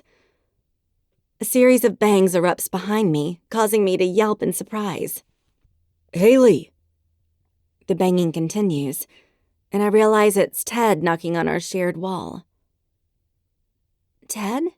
I ask before I can remember that I'm pretending not to be home. Thank God! I've been worried sick. I bite my lip and yank the covers up over my boobs. You know, in case he's developed X-ray vision in the 3 days since I've seen him. After a few seconds of silence, I hear him again. I know you're there, Haley. I close my eyes and wrinkle my nose. You're just dreaming. Go back to sleep. I'm coming over. My covers go flying and I bound out of bed. No! But it's too late. I can hear him shuffling around, and then there's no sound through the wall. I do a fabulous imitation of a statue as the next 15 seconds pass in perfect silence. Then I almost pee my pants when the loud knocking beats at my apartment door. I look around in a panic for options, while Tank trots to the door and gives a healthy bark. No, I whisper his. You'll wake up the neighbors. Why in the hell doesn't our building have a fire escape? I mean, what if the place were in flames and the doorway was blocked? Am I just supposed to jump off my balcony and hope I only break 6 or 7 bones on impact? I need to talk to the leasing office about this first thing tomorrow. Haley, open the door. God damn it. Ted and Tank are going to wake up the entire building. I stalk to the front door, determined to tell Ted exactly where he can go. My back is straight as a rod, and my fists are clenched into steel knots of anger. And I'm kind of pissed I need to release one to open the damn door. But I do, ready to give Ted Jones a piece of my mind. But before I can utter even a syllable, the air is knocked from my lungs by Ted's body as he envelops me in the biggest bear hug in the history of humankind. What the? Don't ever disappear like that again. His voice sounds almost desperate. I finally suck in another breath, but my mind draws a complete blank. Everything I was going to say makes no sense now in the face of Ted squeezing the life out of me, one hand cradling my head and the other drawn across my lower back. After a few more seconds, Ted pulls back and scans my face from behind his glasses. Are you okay? I can feel my brows draw together. I'm fine. I try pulling out of his arms and he lets me. I immediately wish I hadn't pulled away. Stupid heart. Stupid hormones. Stupid hot nerd. Tank is standing next to us, his eyes shifting back and forth as if he's following our exchange. I crouch down to pet him, not knowing what else to do with my hands. Ted adjusts his glasses and takes a step back before making a vague gesture with his hand. Sorry about that. He pauses. I mean, the hugging thing. I was just really worried. I nod and scratch Tank behind one ear, not sure what to say. I mean, Ted was the one who got all weird and kicked me out, and now he's worried? He lets out a breath. I mean, I assumed you were with Liv this whole time, but I ran into somebody from the complex and she told me she saw you on the beach. Of course, she couldn't remember exactly where. He trails off with a small, frustrated growl. Felicity, I acknowledge, as I patently ignore how perfect Ted looks in his blue t-shirt, jeans, and bare feet. He rubs the back of his neck. Yeah. Then he crouches down across from me and I'm forced to meet his eyes.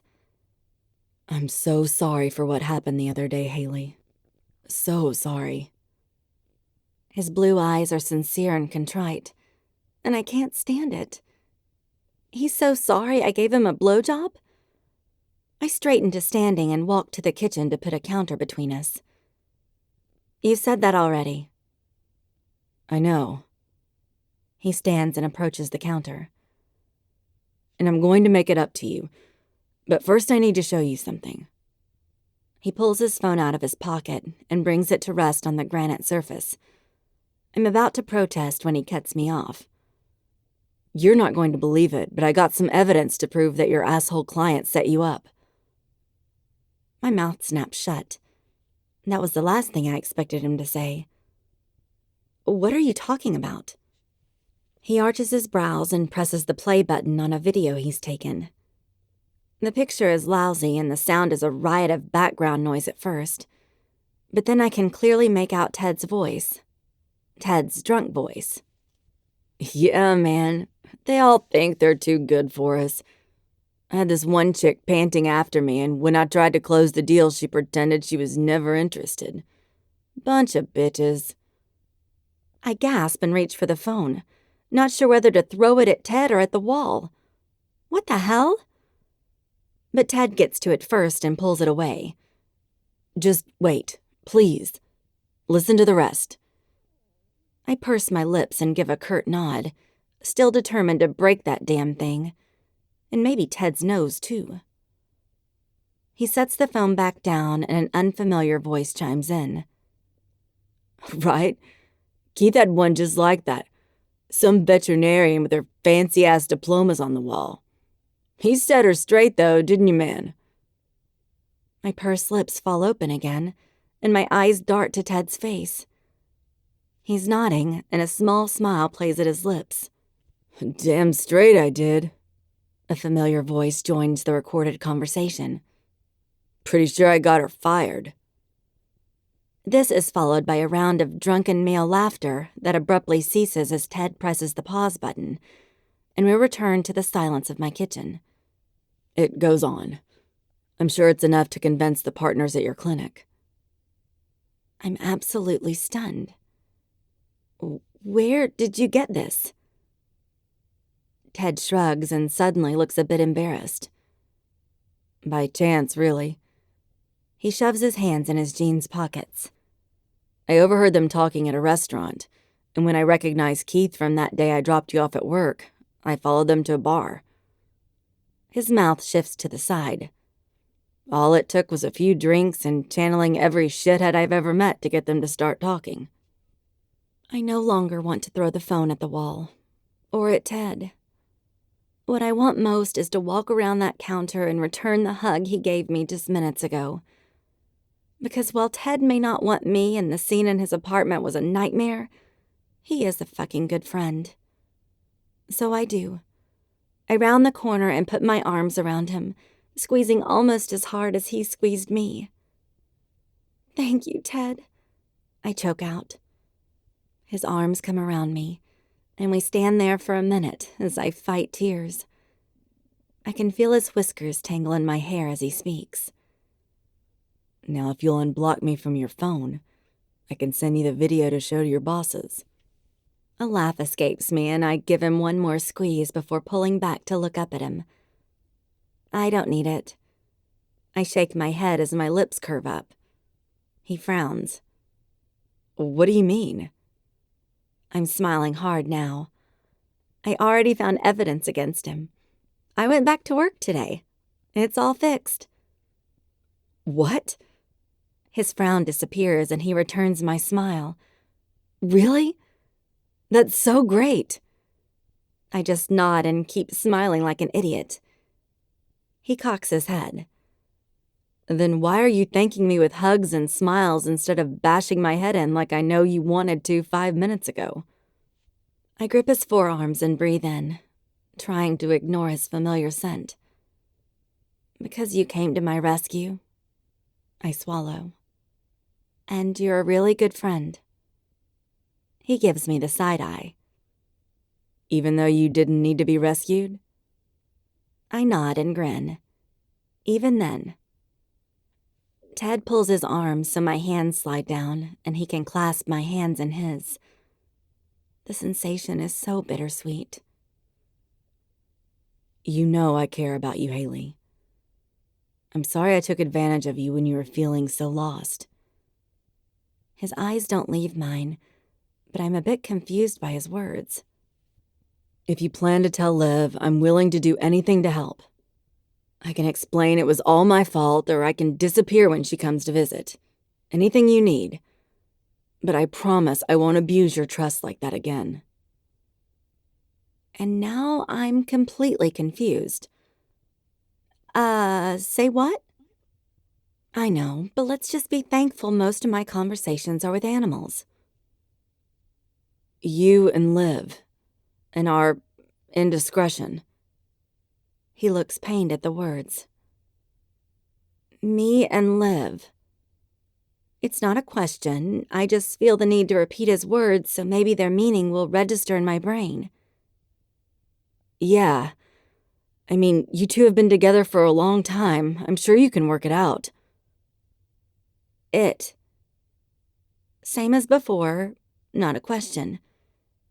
Ted's eyes narrow as if he's trying to determine whether I'm Haley or a robot Haley that's come to replace me and has its wires crossed. Holy shit! Understanding finally dawns, and I can't help the uproarious laughter that erupts from chest deep.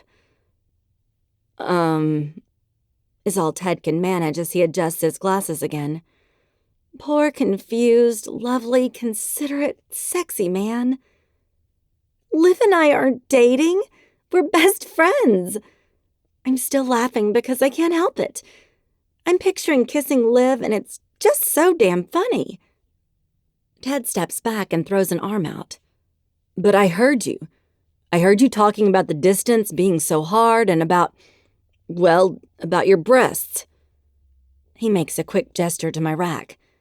I look down and notice that Ted, once again, has caught me unawares in a practically transparent white tank. Something which my already hysterical mind finds all the more hilarious. It was a joke. I grab my boobs for reference, as I've clearly lost my mind. We were talking about, I don't remember what, but girls joke about boobs all the time. Oh. Ted looks to the side while he seems to consider this, and then he noticeably straightens. Oh. His eyes flash back to me and immediately drop to where I'm palming my own breasts. He points in my general direction. So you're single? I nod so hard I might get whiplash. Ted's face transforms with a slow, sexy smile. Well, that changes things, doesn't it? Oh, yeah.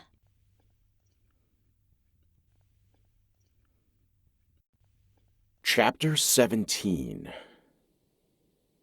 Ted. I'm not sure who moves first, but all I know is I've got 2 hands full of gorgeous, silky-skinned women, and I don't ever plan on letting go. Haley moans into my mouth, her tongue dueling with mine and her hands buried in my hair.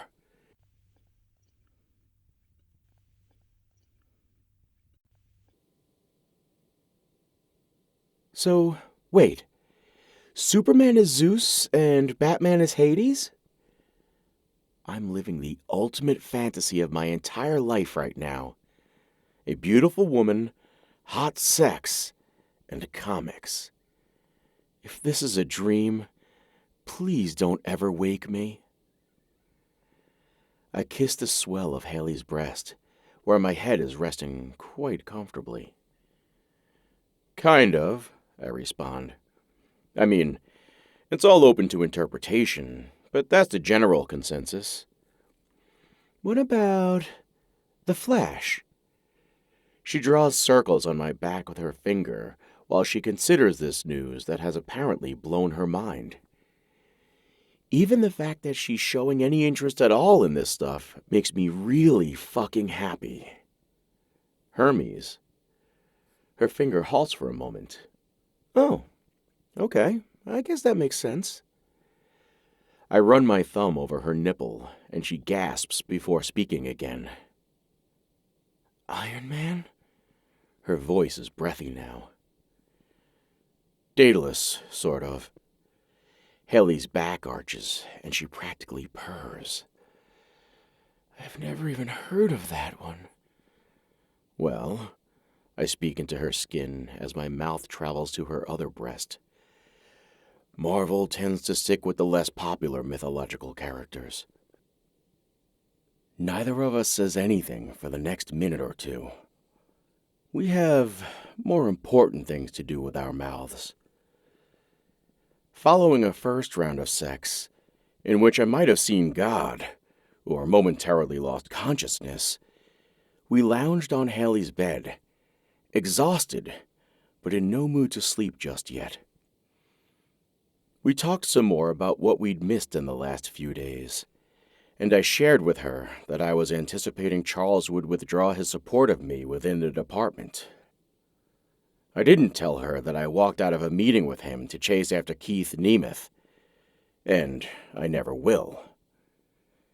Having had a day to think about it, I'm feeling more confident that I'll deliver a book I can stand behind, and that means more than anything Charles could offer. By the time he reads it, there will still be several months to go before any kind of committee meeting regarding my tenure. I'll just have to hope my gut instinct was right and the book is a hit. And by hit, I mean geeks like me will think it's rad. Haley sighs and flops her head back on the pillow again. I'm resting up for round 2, Professor Jones. She smiles at me, and it nearly blows me away. Tell me some more while I get my second wind. It's boring. Sex is infinitely more interesting. I go in for another kiss, and she places a finger on my lips. I want to hear more. Don't you know I'm using you for your big brain? She laughs, and I bite her finger gently. I'd rather get right to the sex, of course, but I'm flattered she's interested. Anyway, that's not really what my book is about. I go up on an elbow, and she watches me. In a nutshell, it's about how in following the storytelling customs of comics and superheroes, in all their various incarnations, we can uncover the unconscious ways in which modern society both preserves the tradition of storytelling born from ancient civilizations and generates new and sustainable ways to reinterpret and maintain the story of our own world, all through superheroes. I wait for her to respond, but it takes her several seconds. You do know that pretty much all I got out of that explanation is that you're writing a book about superheroes, right? I scowl at her, and she laughs before pulling up to plant a kiss on my lips. Hey, I'm more of a science girl. I dropped philosophy my freshman year in college because I couldn't stand that there were no facts and figures to memorize. I roll my eyes. I'll give you a pass on this one, but only because I was the kid who refused to dissect the frog in biology. Haley covers her mouth, but her eyes crinkle with suppressed laughter. Is it wrong that I find that kind of adorable? I shift my body so she's completely beneath me. Yes, we've already discussed this. There is nothing adorable about a grown man. I grind against her. Her eyes go wide, and her mouth pops open. Consider the statement retracted. Oh, wow. Yeah, nothing adorable here, she pants. Oh my God. Then I'm sliding home, fairly certain that I've proven my point. Thank you, Zeus.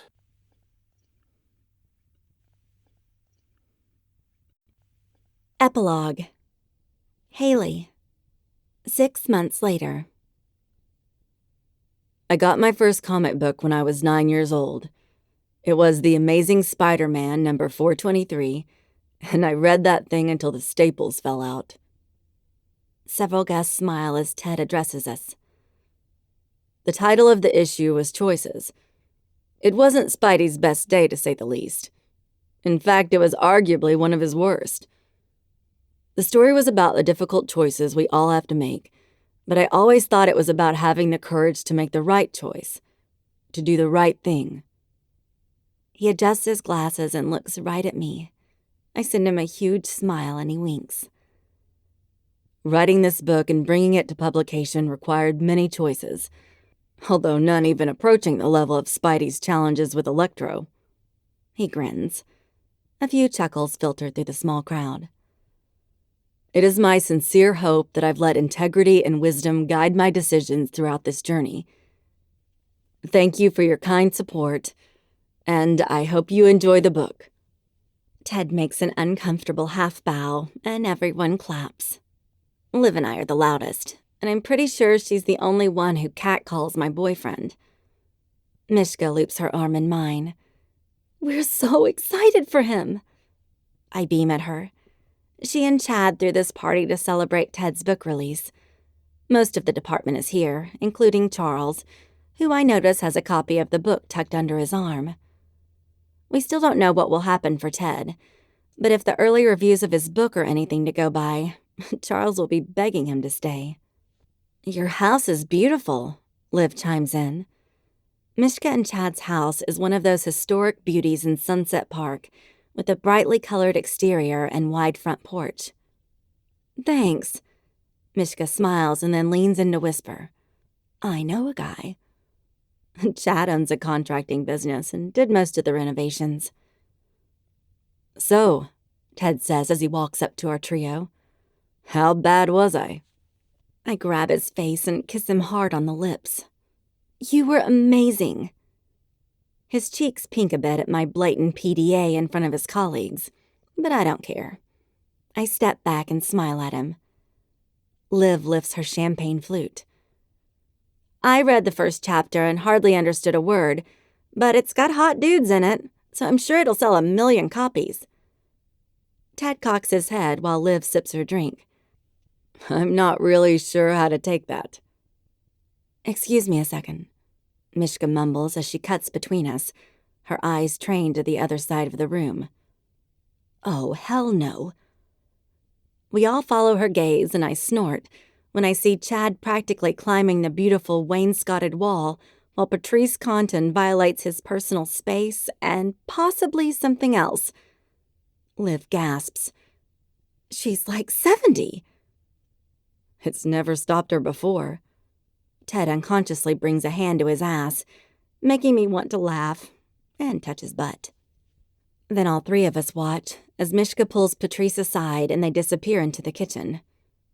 Chad looks around as if he's just been released from prison and can't decide what to do first with his freedom. It's only a minute later when a red-faced Patrice returns and makes a beeline for Charles.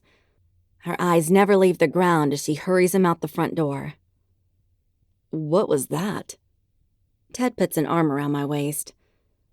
Mishka strides back into the room and finds Chad, who's recovered enough to come our way with his wife. You're a complete badass, aren't you? Liv asks, gesturing to Mishka with her glass. And to think I thought you academia people were boring. She turns quickly to Ted. No offense. Ted shakes his head. Even after 6 months, I don't think he's quite used to Liv. Unfortunately, her new man Brett is quite adept at handling her. And yes, I mean that in every way you think I mean that. Chad puts an arm around his wife.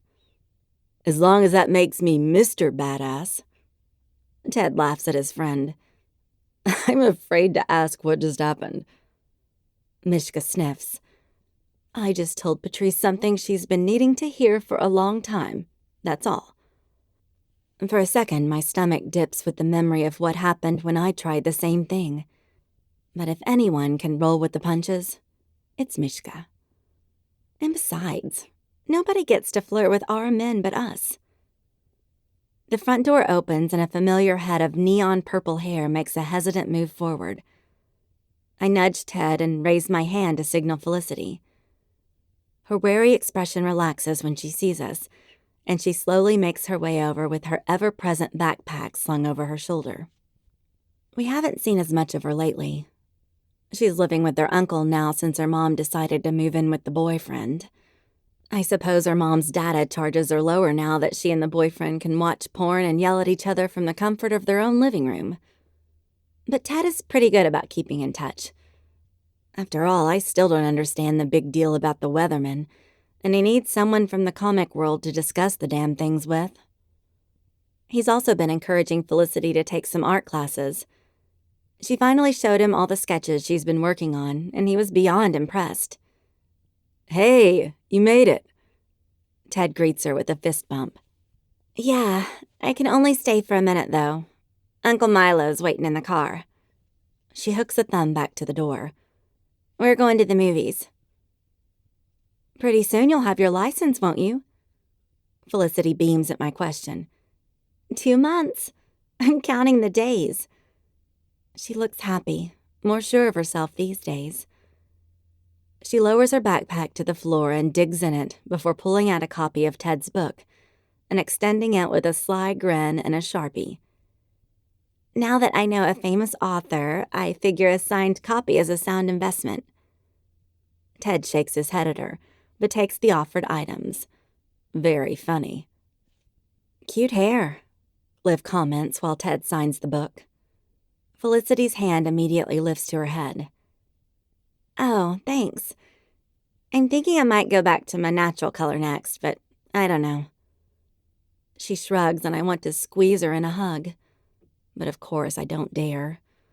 I wouldn't want to endanger my current role as her slightly cool adult friend who occasionally offers decent advice and always offers a funny dog to play fetch with. Here you go. Ted hands the book and Sharpie back to Felicity.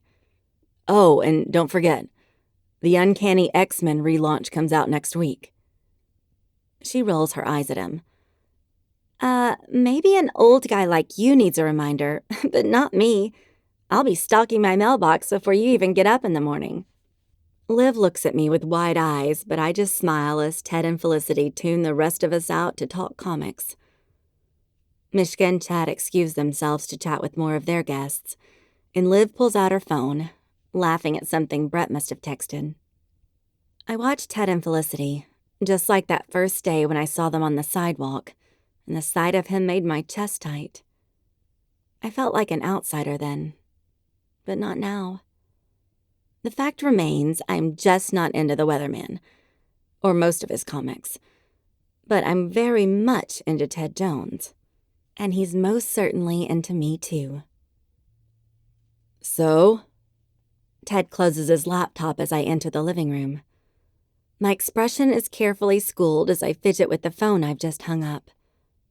He raises his eyebrows expectantly, and I can't keep the act up any longer. I launch myself at him, practically tackling him back onto the couch as my phone goes flying. I got a second interview! My voice is way too loud for our close proximity, but I can't help it. Everett Anderson has invited me for a second interview to be on his new research team. I'm at the last hurdle, and I am so freaking excited to be this close to the finish line. Ted chuckles from his spot beneath me. Congratulations. See, I told you. And he did. He's been my biggest champion through every stage of this application process. And every other aspect of my life, for that matter. He's supportive and generous, and the way he looks at me makes me want to barricade the apartment door and live in our own personal nudist colony where orgasms are the only sustenance required. Well, and brownies. I lean down and kiss him thoroughly. Haley. I love it when he says my name like that. Like he can't help it. Like it's the same as breathing. Haley, he says again, and my lips curve at the sound. Ted Jones tries to hide the fact that he has superpowers, but he's not fooling me. He can take me to places I've never been without leaving the room. He can make me see stars, make my heart swell, and make my skin burn hotter than the sun. Yeah, Ted Jones is my own personal superhero, because sometimes love allows for the most fantastic, amazing, incredible, impossible things.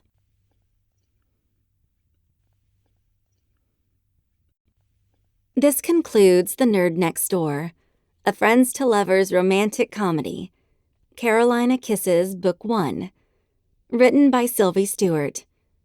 Narrated by Amanda Stribling and David Black.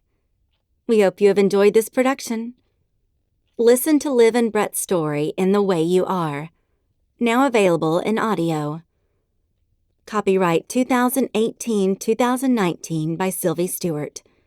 Production copyright by Sylvie Stewart.